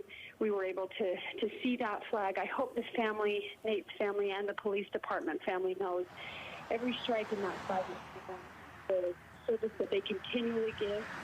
And as was mentioned in the funeral, every day some of these police officers puts on their uniform and goes to work, willing to give their own lives in our protection and in our service. And that's what that flag represents. I believe that's what America represents. If you think of the American dream, it's wanting to lift above where you are, lift those around you above where they are. And that's exactly what I want every single day. Jenny Taylor, as you're talking to us this afternoon, we are watching children who are lining the streets with American flags, waving those flags, people that we can only assume have probably never met Officer Nate Lyday, but yet they are here to honor him, his sacrifice, and his family and friends who are, we can only imagine, going through an incredibly difficult time right now, but also offering support to fellow law enforcement officers, men and women who do a difficult and dangerous job every day. Yeah, Jenny, I would assume that love and support you saw yourself as during that procession. What's the family feeling? What are they going through as they're heading to the cemetery at this time? Oh, so many emotions. I remember being in that processional. I remember thinking, how did I get vehicle number 2 to be right behind that hearse? But I hope Ashley and Nancy and Andrew and the others and the Lyday family know that every flag being flown, every blue ribbon being tied is an expression of love. To be inside that procession feels, you're mostly numb. You're in a daze. You feel like you're watching a beautiful, beautiful Hallmark movie about patriotism in small-town America. And then every once in a while it slaps you in the face that you are the starring role of that beautiful patriotic Hallmark movie. But gratitude, I think what all of us in the community are trying to do is express gratitude. I know the family feels gratitude for the way they've been supported. Sometimes we say, hey, I'll pray for you, or I'm thinking of you, and that sounds trite, or we feel like we want to do more. But please don't negate the importance of praying for and thinking of this great family right now. I can't tell you how many times I have been physically sustained by the thoughts and prayers in my behalf and in behalf of my family. And so if you're out there listening and think, I wish I could do something, I wish I could solve all of this, I think human nature wants to fix it. Unfortunately, there's nothing any of us can do to fix this for the Lyday family, but we can be there for them to help them face it. And that's what our love, our prayers, our blue light bulbs, our flags, our ribbons, maybe a casserole for dinner. All of those are expressions of love and gratitude. And again, just such a beautiful sense of community here that we have. Jenny, I agree with you. I think that anytime people says that I'm praying for your family, you take those prayers and you're thankful for them. I know in my situation, I was always so very thankful when people would say that they're praying for my family. Mr. Rogers used to call them the helpers. I call them the doers, and those are the people who don't ask but show up on your front door with those casseroles, or with gift cards, or with opportunities of service, whether that's cleaning your yard or doing anything that they can to help. And that is what this family is going to need, not tomorrow, not next week, but 6 months from now, a year from now. Are you still getting benefiting from those types of people? Like I said, I call them the doers. The people just show up and they do. Oh, yeah, every day, Lori. You're so right. And in your situation, you know, and in mine, and so many other people have been through something so hard where people ask you, how can I help? Or let me know if you need anything. And you know what the answer is? I have no idea. I don't know what help I need. Sometimes the emotion, the grief, everything is so overwhelming. It's not that I'm lying when I say, I don't know how to answer that question. And so to be the doer, like you said, is so beautiful. To show up. I think sometimes we're really worried about doing the wrong thing or saying the wrong thing, and we don't want to offend, and we don't want to keep ripping the scab off of the wound. And so, unfortunately, because of that worry, sometimes we just do nothing. And really, I think what we need to do is just do something. Like you said, you show up. Maybe it's a casserole. Maybe it's the third time this week we've eaten lasagna. But you know what? When you brought that lasagna over, it wasn't the meat. It wasn't the meat and the pasta that I tasted. It was the love and the support. And like a gift card, something for the family to do to get their mind off of it. To be, you know, maybe you can go to a movie, or maybe you can go enjoy a bite to eat somewhere where you don't have to deal with being in the home, or some things like that you mentioned. A lovely blanket, a memento, a memory. I think the biggest thing, if anybody has memories of Nate, share those with his family, whether it's on Facebook or through an email or a note that you leave on the door. That family is going to want your memories of their fallen son, of their fallen husband, of their fallen brother and friend. And again, you got to be a doer, and that means you got to not worry about doing the perfect thing, because you're probably not going to do the perfect thing, and that's okay. And what you do or say might bring some tears from the family, and that's okay too. Don't feel like you ruined everything if they get emotional when you try to help. Those emotions are healthy, they're very normal, and they're going to come. Let them come with you by their side, and know that there's going to be highs and lows. You know, there's days when we would just laugh and laugh and laugh at this beautiful memories. And then there's moments when you just feel like you can't breathe because the grief feels brand new. Whether, like you said, it's not just today and tomorrow. What about 6 months from now? What about every single year on May 28th when they relive this in their minds? What about every wedding anniversary on June 6th when Ashley thinks of what could have been and this beautiful future she and her husband had dreamed of, like we all do? Those are the days when a simple text, a note on the door, a cookie from a friend can mean so much and really speak volumes. And that's what I think Utah's made of, just that kind of heart, that kind of compassion. And I think just that kind of willingness to say, I can't fix this. Please let me help you face it. Jenny Taylor joining us live right now, giving us some very insightful perspective. She lost her own husband in the line of duty. He was killed in Afghanistan back in November of 2018. Thank you so much, Jenny. We appreciate your thoughts and your feelings, and we wish you and your family the very best. Let's go ahead and you're looking again live at Chopper 5 here along Harrison Boulevard is where the procession is at now. Let's take Alex Cabrero. He's live along the procession route. And Alex, where are you at, and kind of share with us your thoughts at this time? Dan, we're on along Harrison Boulevard here at about 32nd Street, right in front of Mount Ogden Junior High School. We've been here for a couple of hours, and I got to tell you, Dan and Lori, in the last 30 minutes or so, people are starting to line the streets here.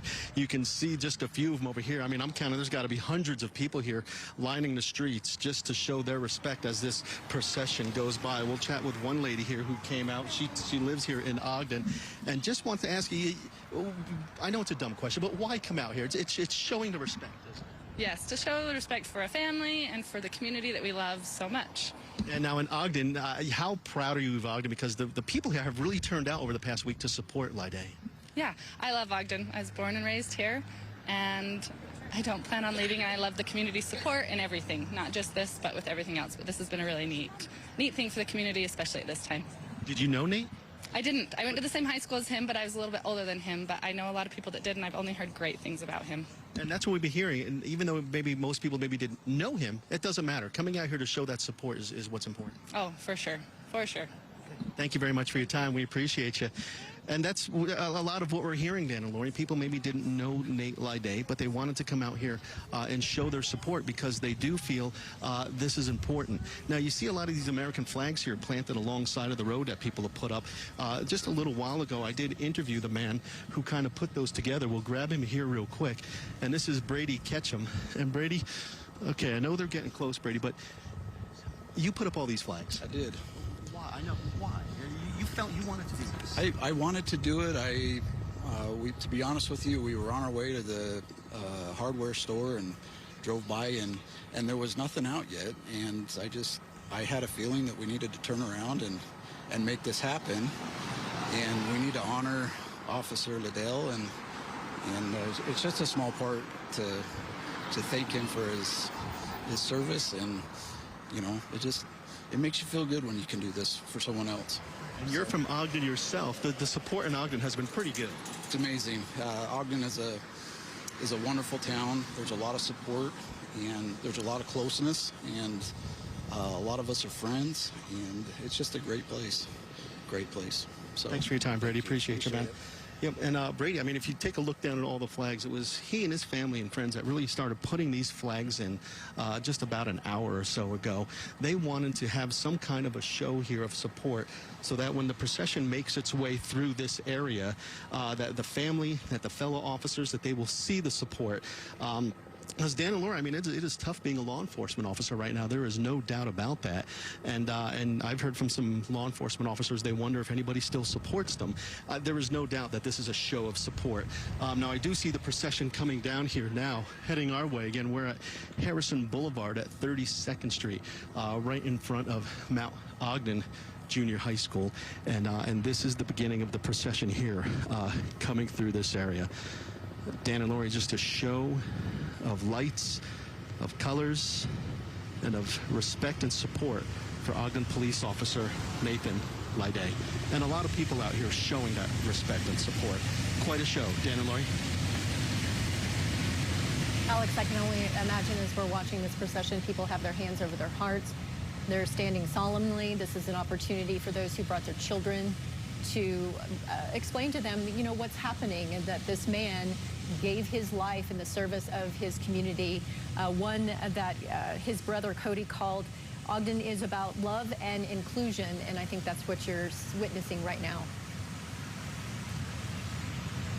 Yes, we do see a lot of people with their hands over their hearts, and we also do see a lot of children. A lot of parents have brought their children out here. In fact, the gentleman I just interviewed, Brady Ketchum, he brought his two daughters out here. He said, after soccer practice, we have something important to do, and he brought them out here because he wanted them to see this and wanted them to experience this. Brady kept saying he loves America, he loves Ogden.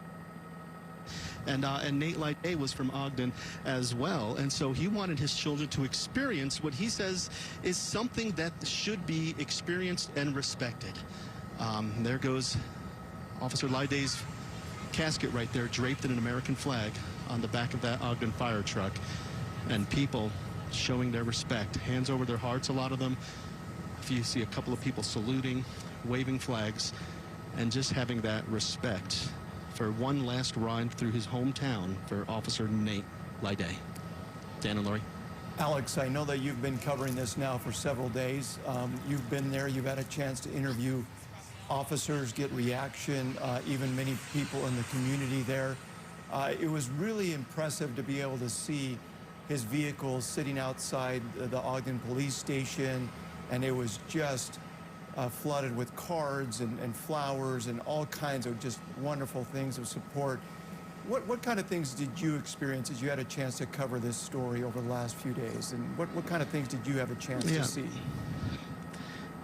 Yeah, Dan, you're right about the police car there in front of the Ogden Police Headquarters. Just a huge show of support from the public. A lot of people from Ogden, they love Ogden, and they love their police officers out here, and they wanted to show that support. And something I saw, it was last Friday at about 9:30, 10 o'clock at night, we were getting ready for a live shot. We were doing a story when the procession happened to bring Officer Lyday's body back from the medical examiner's office in Taylorsville back here to the funeral. Ogden. There was a procession going on for that. We were out here covering that story.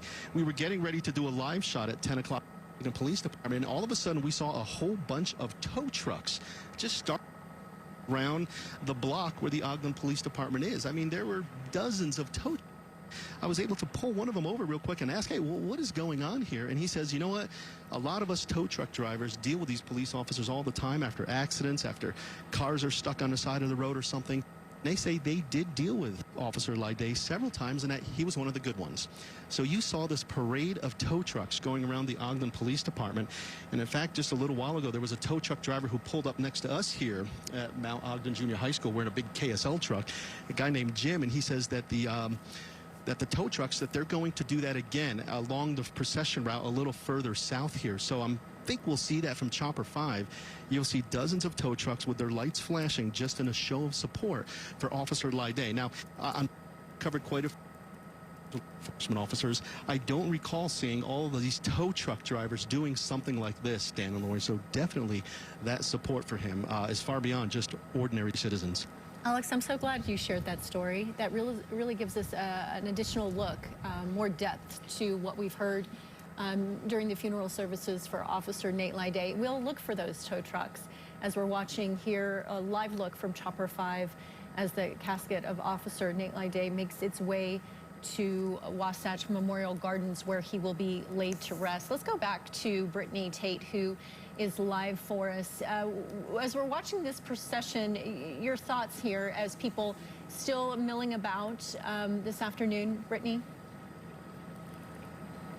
Absolutely. Well, I'm here standing in front of this car that has been memorialized, Officer Nate Lyday's car that Alex was talking about. One of the major thoughts that's crossing through my mind right now is the fact that this is such a teaching moment. We've touched on the fact that there are many families out here. I actually spoke to a family earlier today, too, asking them, did you know Nathan? They said, no, we didn't, but it's important for us to be here. It's important for my children to understand that sacrifice is of God and sacrifice is of love. And then I talked to the little boy after, and he said, I love soccer too, just like Nathan did, proving that there's always something that can be taken away, regardless of how young or old you might be. And Lori, I really appreciated your perspective as well as Jenny, because you can really throw empathy to this. Many of us are here and we feel it in our hearts, but having that empathy to try and understand what this family is going for, what this ultimate sacrifice is, I think it's really important to realize that we have a diligence, as Governor Herbert said, to really give back. And I really was touched by what Nate Lyday's mother said. She talked about how the one way we can honor Nate is by being the goodness, sharing tolerance and love. That is what he stood for. His smile, his demeanor, his silly sense of humor was always infectious. All he had to do was walk into a room. There seemed to be a special nature and spirit that followed him. She was clearly very emotional at the end of that talk. I can't even imagine being a mother, having to say goodbye to your son. He was so young, only 15 months on the force, but she said he loved being a police officer. It's what he wanted to do. He loved being the good in the world. I appreciate what Governor Herbert said. He actually quoted scripture. He said that when he talked of Job, he said, in the book of Job, if a man die, will he live again? And then he said, let Nate's example live in us. Let us be better.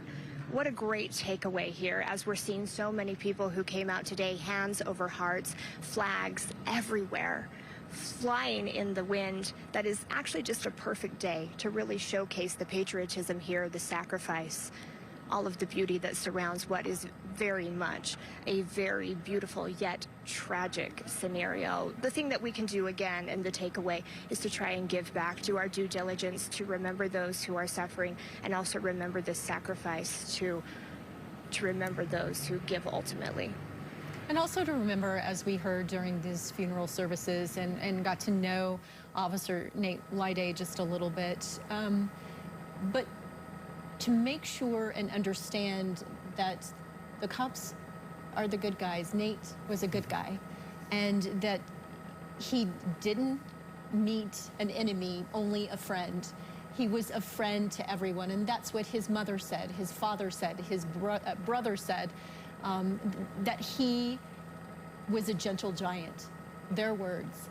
And so, you know, as we learn from this, and it's an opportunity to learn, as Governor Gary Herbert called it, a call for action, that when we meet others, whether it's in law enforcement or in our private lives, that we assume the best. We assume the best. And that's what's so neat, I think, about and humbling about what we've been able to witness here today. In contrast of what's going on across the world right now, and the hate, the anger, the frustration, the feelings that are boiling over, yet we were able to still feel this is a man who really took his job and loved his job and was honorable in all that he did. Let's go back to Alex Cabrero there, who is again standing live along the procession route. And Alex, I believe the procession is past you now, but just a lot of tender feelings to be able to watch this unfold right there. A hometown hero, as he's being called. Yeah, no doubt about that, Dan. The procession is still going on past us now, but the Ogden Police Department did go past. But one of the things you see often with something like this, Dan, is just the support from other law enforcement agencies. I mean, here comes the Roy Police Department. We saw somebody from Meridian, Idaho that just went by. This is that law enforcement brotherhood, that thin blue line that we often hear about, and they do support and love each other no matter what the call. But it's when something like this, when that brotherhood certainly comes out. Here comes a Salt Lake City Police Patrol car going by now. So they come from all over the state and even beyond Utah just to be a part of something like this. Now, here's some people over here that have that thin blue line flag as well as the American flag.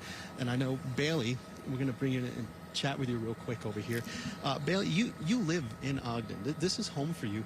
It's been quite a week here in Ogden, hasn't it? It really has.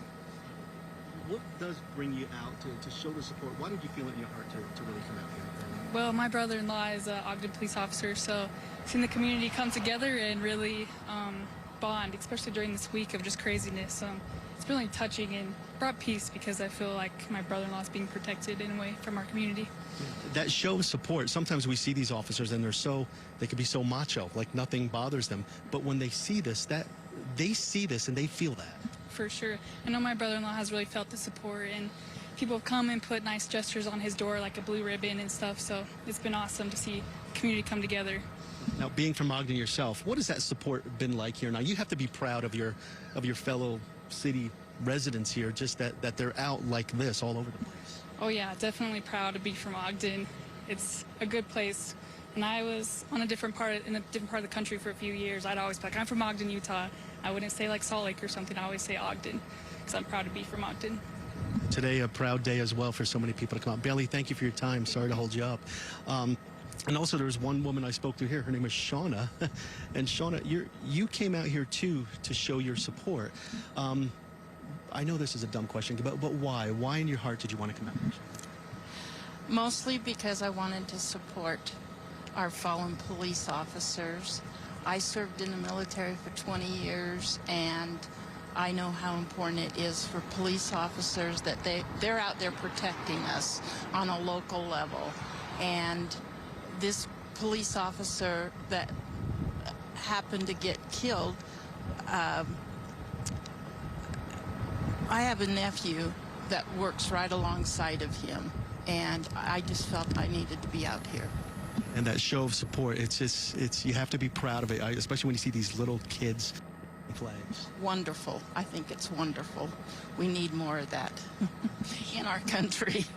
Shawna, thank you very much for your time. We appreciate that. And I think from Chopper 5 here now, you're seeing those tow trucks that we were talking about just a few minutes ago. Now, the idea behind all these tow trucks, again, we saw that last week outside the Ogden Police Department, simply that these tow truck drivers, they deal with crashes a lot. They deal with some pretty tough things. And it's not just a car pulled over on the side of the road sometimes that they have to tow. Sometimes they are involved in some, pretty horrific tragedies with some serious accidents, and they deal with the police department as well. That's why these tow truck drivers wanted to come out in support of Officer Nate Lyday. They say they've dealt with him on the police side when there's something horrific that happened, and they told me that Officer Lyday was one of the good ones. Compassionate with victims, compassionate with families, always making sure that the road was safe for the tow truck drivers to operate, to do what they needed to do before clearing a scene. So that show of support from the tow truck drivers, you don't see that all the time with these types of events, but at least here in Ogden for Officer Lyday, these tow truck drivers certainly wanted to show their support this afternoon. Alex, Dan and Lori? I know that you don't have our vantage point here from Chopper 5, but we're watching these drivers. They have their hands over their heart. There are multiple tow trucks. I didn't count them, but there were at least 20, at least. Probably many more than that. So it wasn't just a few. We were talking a show of support from these groups of people. Yeah, and that's something we saw last. And you're right. It wasn't just a couple of tow trucks. Talking dozens of tow trucks. They were their horns. We saw the same thing where they were just having their hands over their hearts in order to show that support. And it's great seeing that support, Lori, simply because, we seem to be so divided right now in our country. So divided that, it's awful what happened here with Officer Lyday, but taking a pause from maybe societal concerns for a little bit and just showing support and feeling the emotion and coming together as one, it is refreshing. It is nice to see something like this, Dan and Lori, and those tow truck drivers and everybody here that I've been chatting with along the side of the road, they feel that too. Right now, it doesn't matter if they're Republican, it doesn't matter if they're Democrat. They're here as Americans, as Ogden residents, just showing this support because, man, we need to come together, and this is a moment to come together. Dan and Lori. And you're right, Alex, a very touching scene as we've been able to watch that fire truck and the casket go right by those tow trucks. It's, as you mentioned, Alex, it's not something you see a lot in these processions. There are obviously a variety of different people come out on these kind of things, but what a wonderful gesture. And here's a young man that was only on the force for basically a year, and yet he has this kind of support. That goes to show you the kind of impact he made in a very short amount of time. Again, if you're just joining us, a beautiful service just was held for fallen officer Nate Lyday, and now we're seeing the procession go from Lindquist Field over to Wasatch Memorial Gardens. It's only about a 6.5 mile drive or so, but you could see the fire truck right now cruising along at a very slow speed, giving a chance for those who have come out to pay respect and honor this young man who had been an officer for a very short time, but yet made a huge impact. Today, as we've been mentioning, is his 5th wedding anniversary to his dear wife, Ashley. Just a very tragic situation. He was shot and killed only about a week and a half ago, answering the call of a domestic violence call. And we know from talking to officers that domestic violence calls are some of the most dangerous calls out there sometimes, and they have to be very careful. But as Alex and Brittany have been talking about, we've seen vehicles from all different police agencies all across the state and even outside of the state of Utah. I don't know if Brittany's still there. Morgan, we have Brittany still there? Okay, looks like she's not there, but she is there. Brittany, maybe you could just share with us, is it procession still coming out of the field there, or is it wrapping up from your end? So, Dan, it has wrapped up, finally, what seemed like an endless amount of cars and lights have finally come to a stop here. But what an amazing scene it was. There are still people hanging around, people who are taking in the sights of this car, people who are paying their respects, and again, a very touching feeling. It was such a beautiful memorial service to talk about Nate. This is the person who, his mother said, hated broccoli, didn't like bullies, was such a good friend, never said a bad thing about another person, and his partner on the force attributes Nate to saving his own life, the person who was next to him the day that he was taken. So many beautiful things that were said about this young man who truly left a legacy. And as we're looking live here, an exclusive look from Chopper 5 as this fire truck carrying Officer Nate Laiday's casket moving toward Wasatch Memorial Gardens. I just want to point out, too, Brittany was standing in front of his patrol car, and earlier in the week, that car was inundated with teddy bears and flags and messages. We don't see those, and I think that is a reminder to the family. Hopefully, all of those messages that have been left behind have been passed on to his family. They're going to need that in the coming days. They're going to need that to hold on to him, and to feel that love from the community will buoy them. It will carry them. Grief is extremely difficult, and I liken it to a wave. It goes up and down, up and down. In those down times, in those dark times, those messages will be their light. And we heard that from two family members who lost loved ones in the line of duty. We see the procession now taking a turn into Wasatch Memorial Gardens. This is where he'll be laid to rest. Obviously, with these kind of officer funerals, it's a very tender and a very special moment as they lay the officer to rest, where they have different types of things that are done as far as, I guess there's going to be a flyover, I understand, also the 21-gun salute, the bugle being playing, and those kind of things. And so it's expected to be a very special event.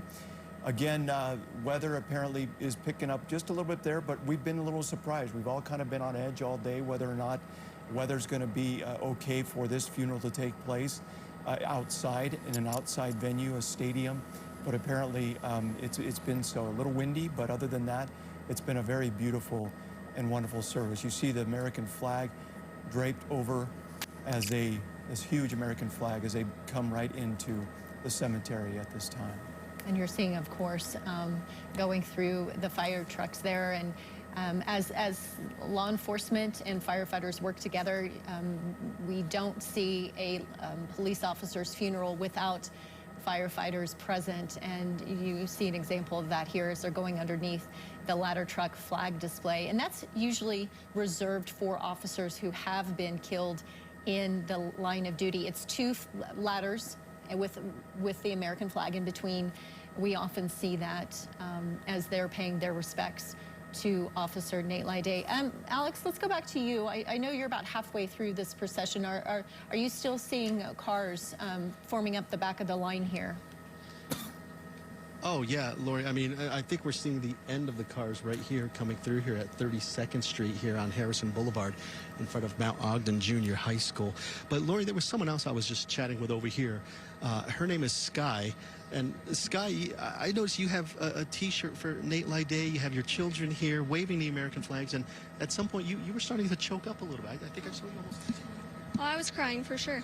This is really emotional. You know, it's sad that we even have, you know, that this is even happening. You know, to one of our own. It's unfortunate. The support that we've seen here in Ogden, I know you like law enforcement. Until the day I die. And I know lately law enforcement, is there still support out there? There's no doubt here in Ogden there's support. There's no doubt. In this community that I was born and raised in and still live in, we back the blue, this family backs the blue, and we will never let them stand alone. The importance of bringing your children out here. I noticed them waving flags earlier and a hand over the heart. What does this mean for the children?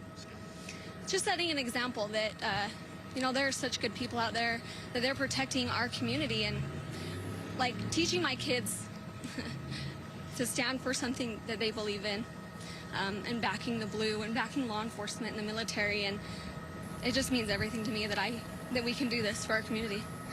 Sky, thank you for your time. I'm sorry to interrupt you. Thank you.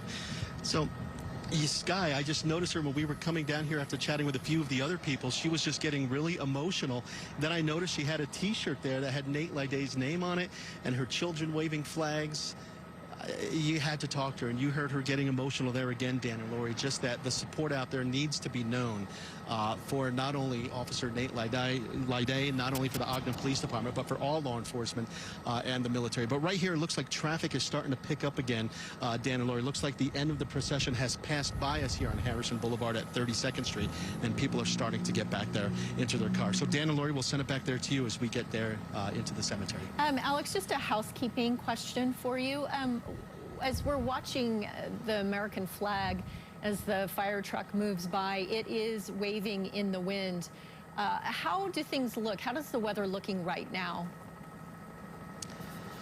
Yeah, you know, the wind did pick up a little bit. I think we were expecting some really bad weather here a little while ago, but it held up. The weather was just fine. We had some cloud cover. It wasn't getting hot whatsoever, but the wind seemed to pick up a little bit here in the last few minutes.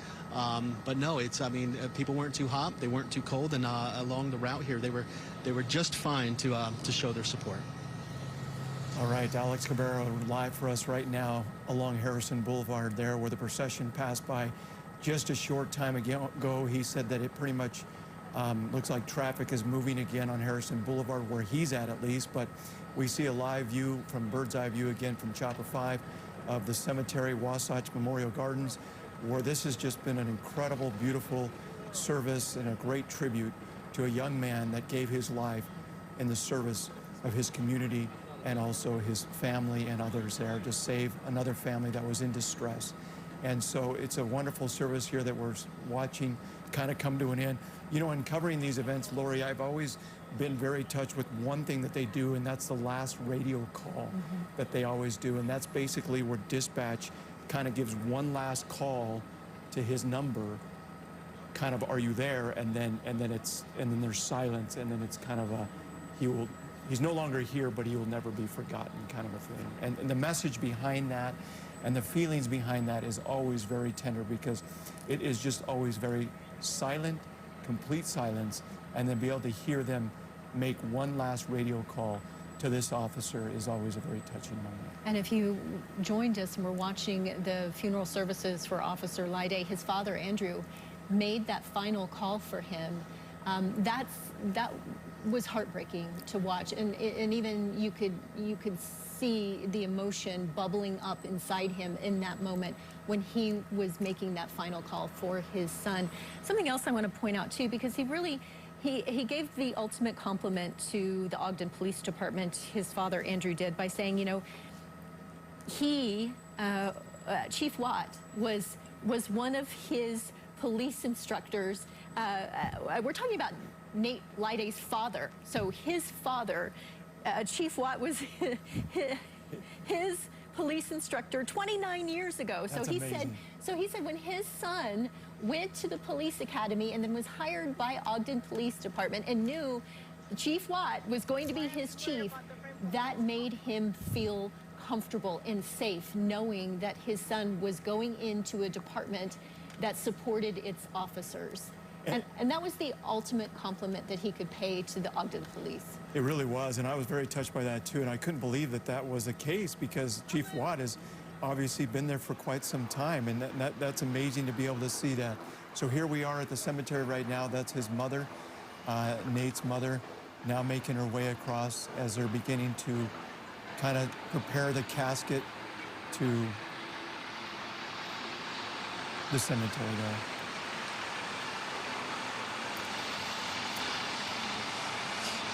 As you look live here as the buses begin to arrive at Wasatch Memorial Gardens and the ceremony will take place, the burial ceremony, we just want to remind you, and I think Governor Gary Herbert did an incredible job of bridging what's happening in our country and reflecting on what you're seeing on your screen, the death of a law enforcement officer simply doing his job. And he didn't mention it directly, but it was a call to action for each and every one of us to think, what can I do? What can I do to be better, to do better for our community and our country? And if we can remember that and reflect on that, I think that it will honor the service and sacrifice of Officer Nate Lyday. And again, we just want to thank you at home for joining us on this tender and uplifting day as we've celebrated and remembered the life and the legacy of Officer Nate Lyday. Just 24 years old, so young. He was killed in the line of duty, just doing his job. Yeah, a man who loved his wife and family, loved his job, and loved his community, given his own life to help save the life of another family. A hometown hero, as we've heard today, and as in the words of his mother, in a world full of hate, be the light like Nathan did. This will complete our coverage on television of the memorial services for fallen Officer Nate Lyday. You can join us on our KSL TV app and on our KSL Facebook page as we continue to stream live. And we leave you with a look earlier of what took place as we remember the service and sacrifice of Officer Nate Lyday.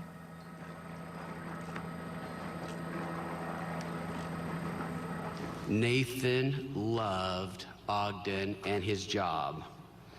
He served the community of Ogden, and because of that service, he gave the ultimate sacrifice, and now is at peace.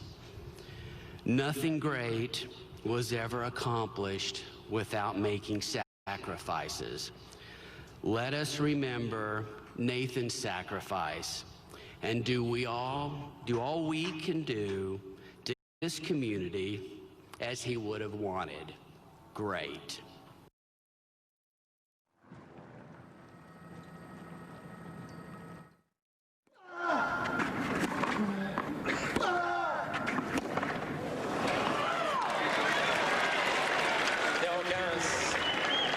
How hard is this to win?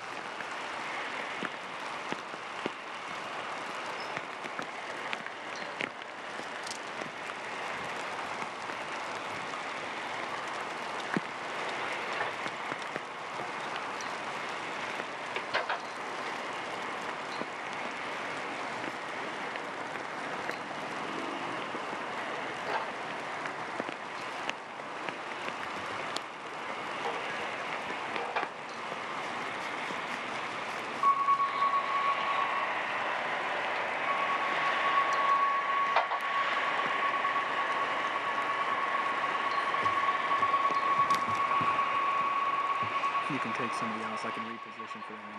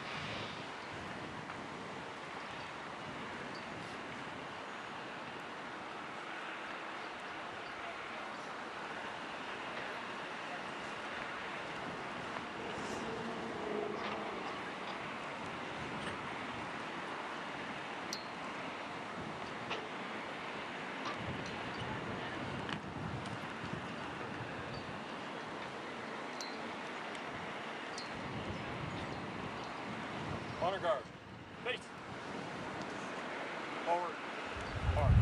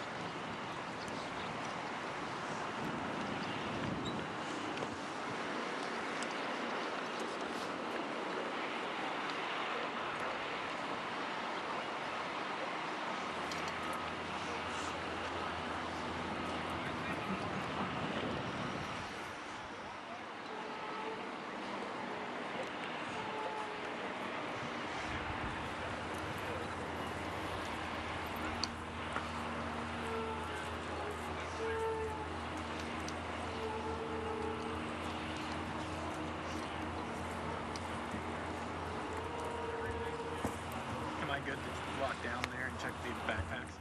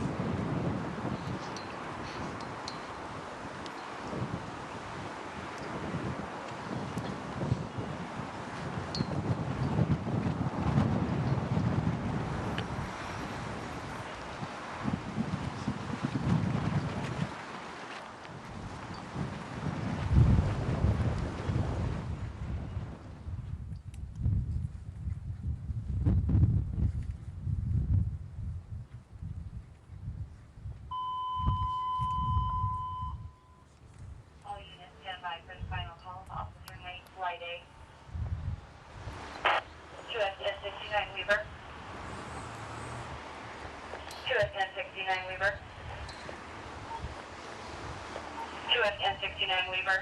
Officer Lydie, your passion and love for the job was like none other. It was evident as you graced everyone around you with your uplifting smile. You cared deeply for the community, and your love for your family and your wife will serve as an example to us all. You served with honor and will always be a true brother in blue. Though you are gone, you will never be forgotten. Rest easy, brother. We have the watch from here. Twist M69 is 1042 at 1344. Weaver clear.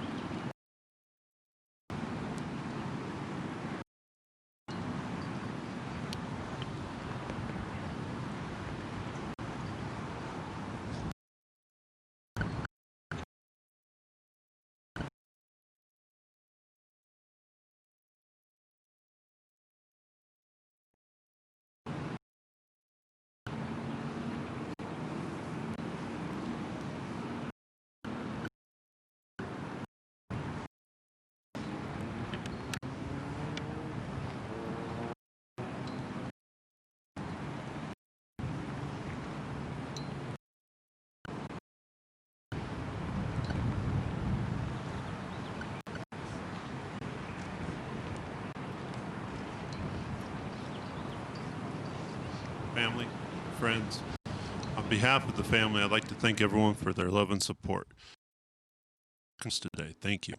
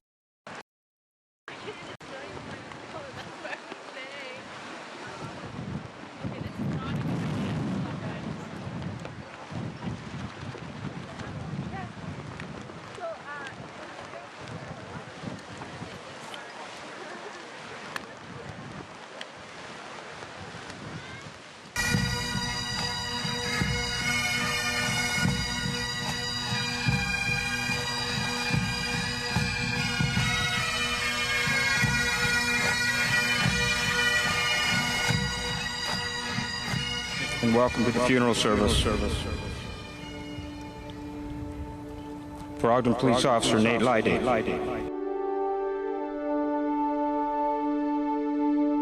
Officer Nate Lyday made the ultimate sacrifice and lost his life serving a family, a community, our state, and our God. His smile, his demeanor, his silly sense of humor was always infectious.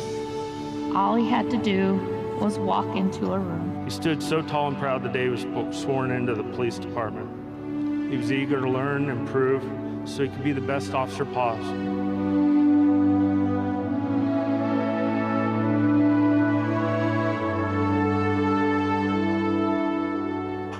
May we always remember the service and sacrifice of this fine young man. No greater love hath no man than this, that a man lay down his life for his friend. Would ask everyone to consider, in a world full of hate, be the light. In a world full of hate, be the light, like Nathan did. I love you, son.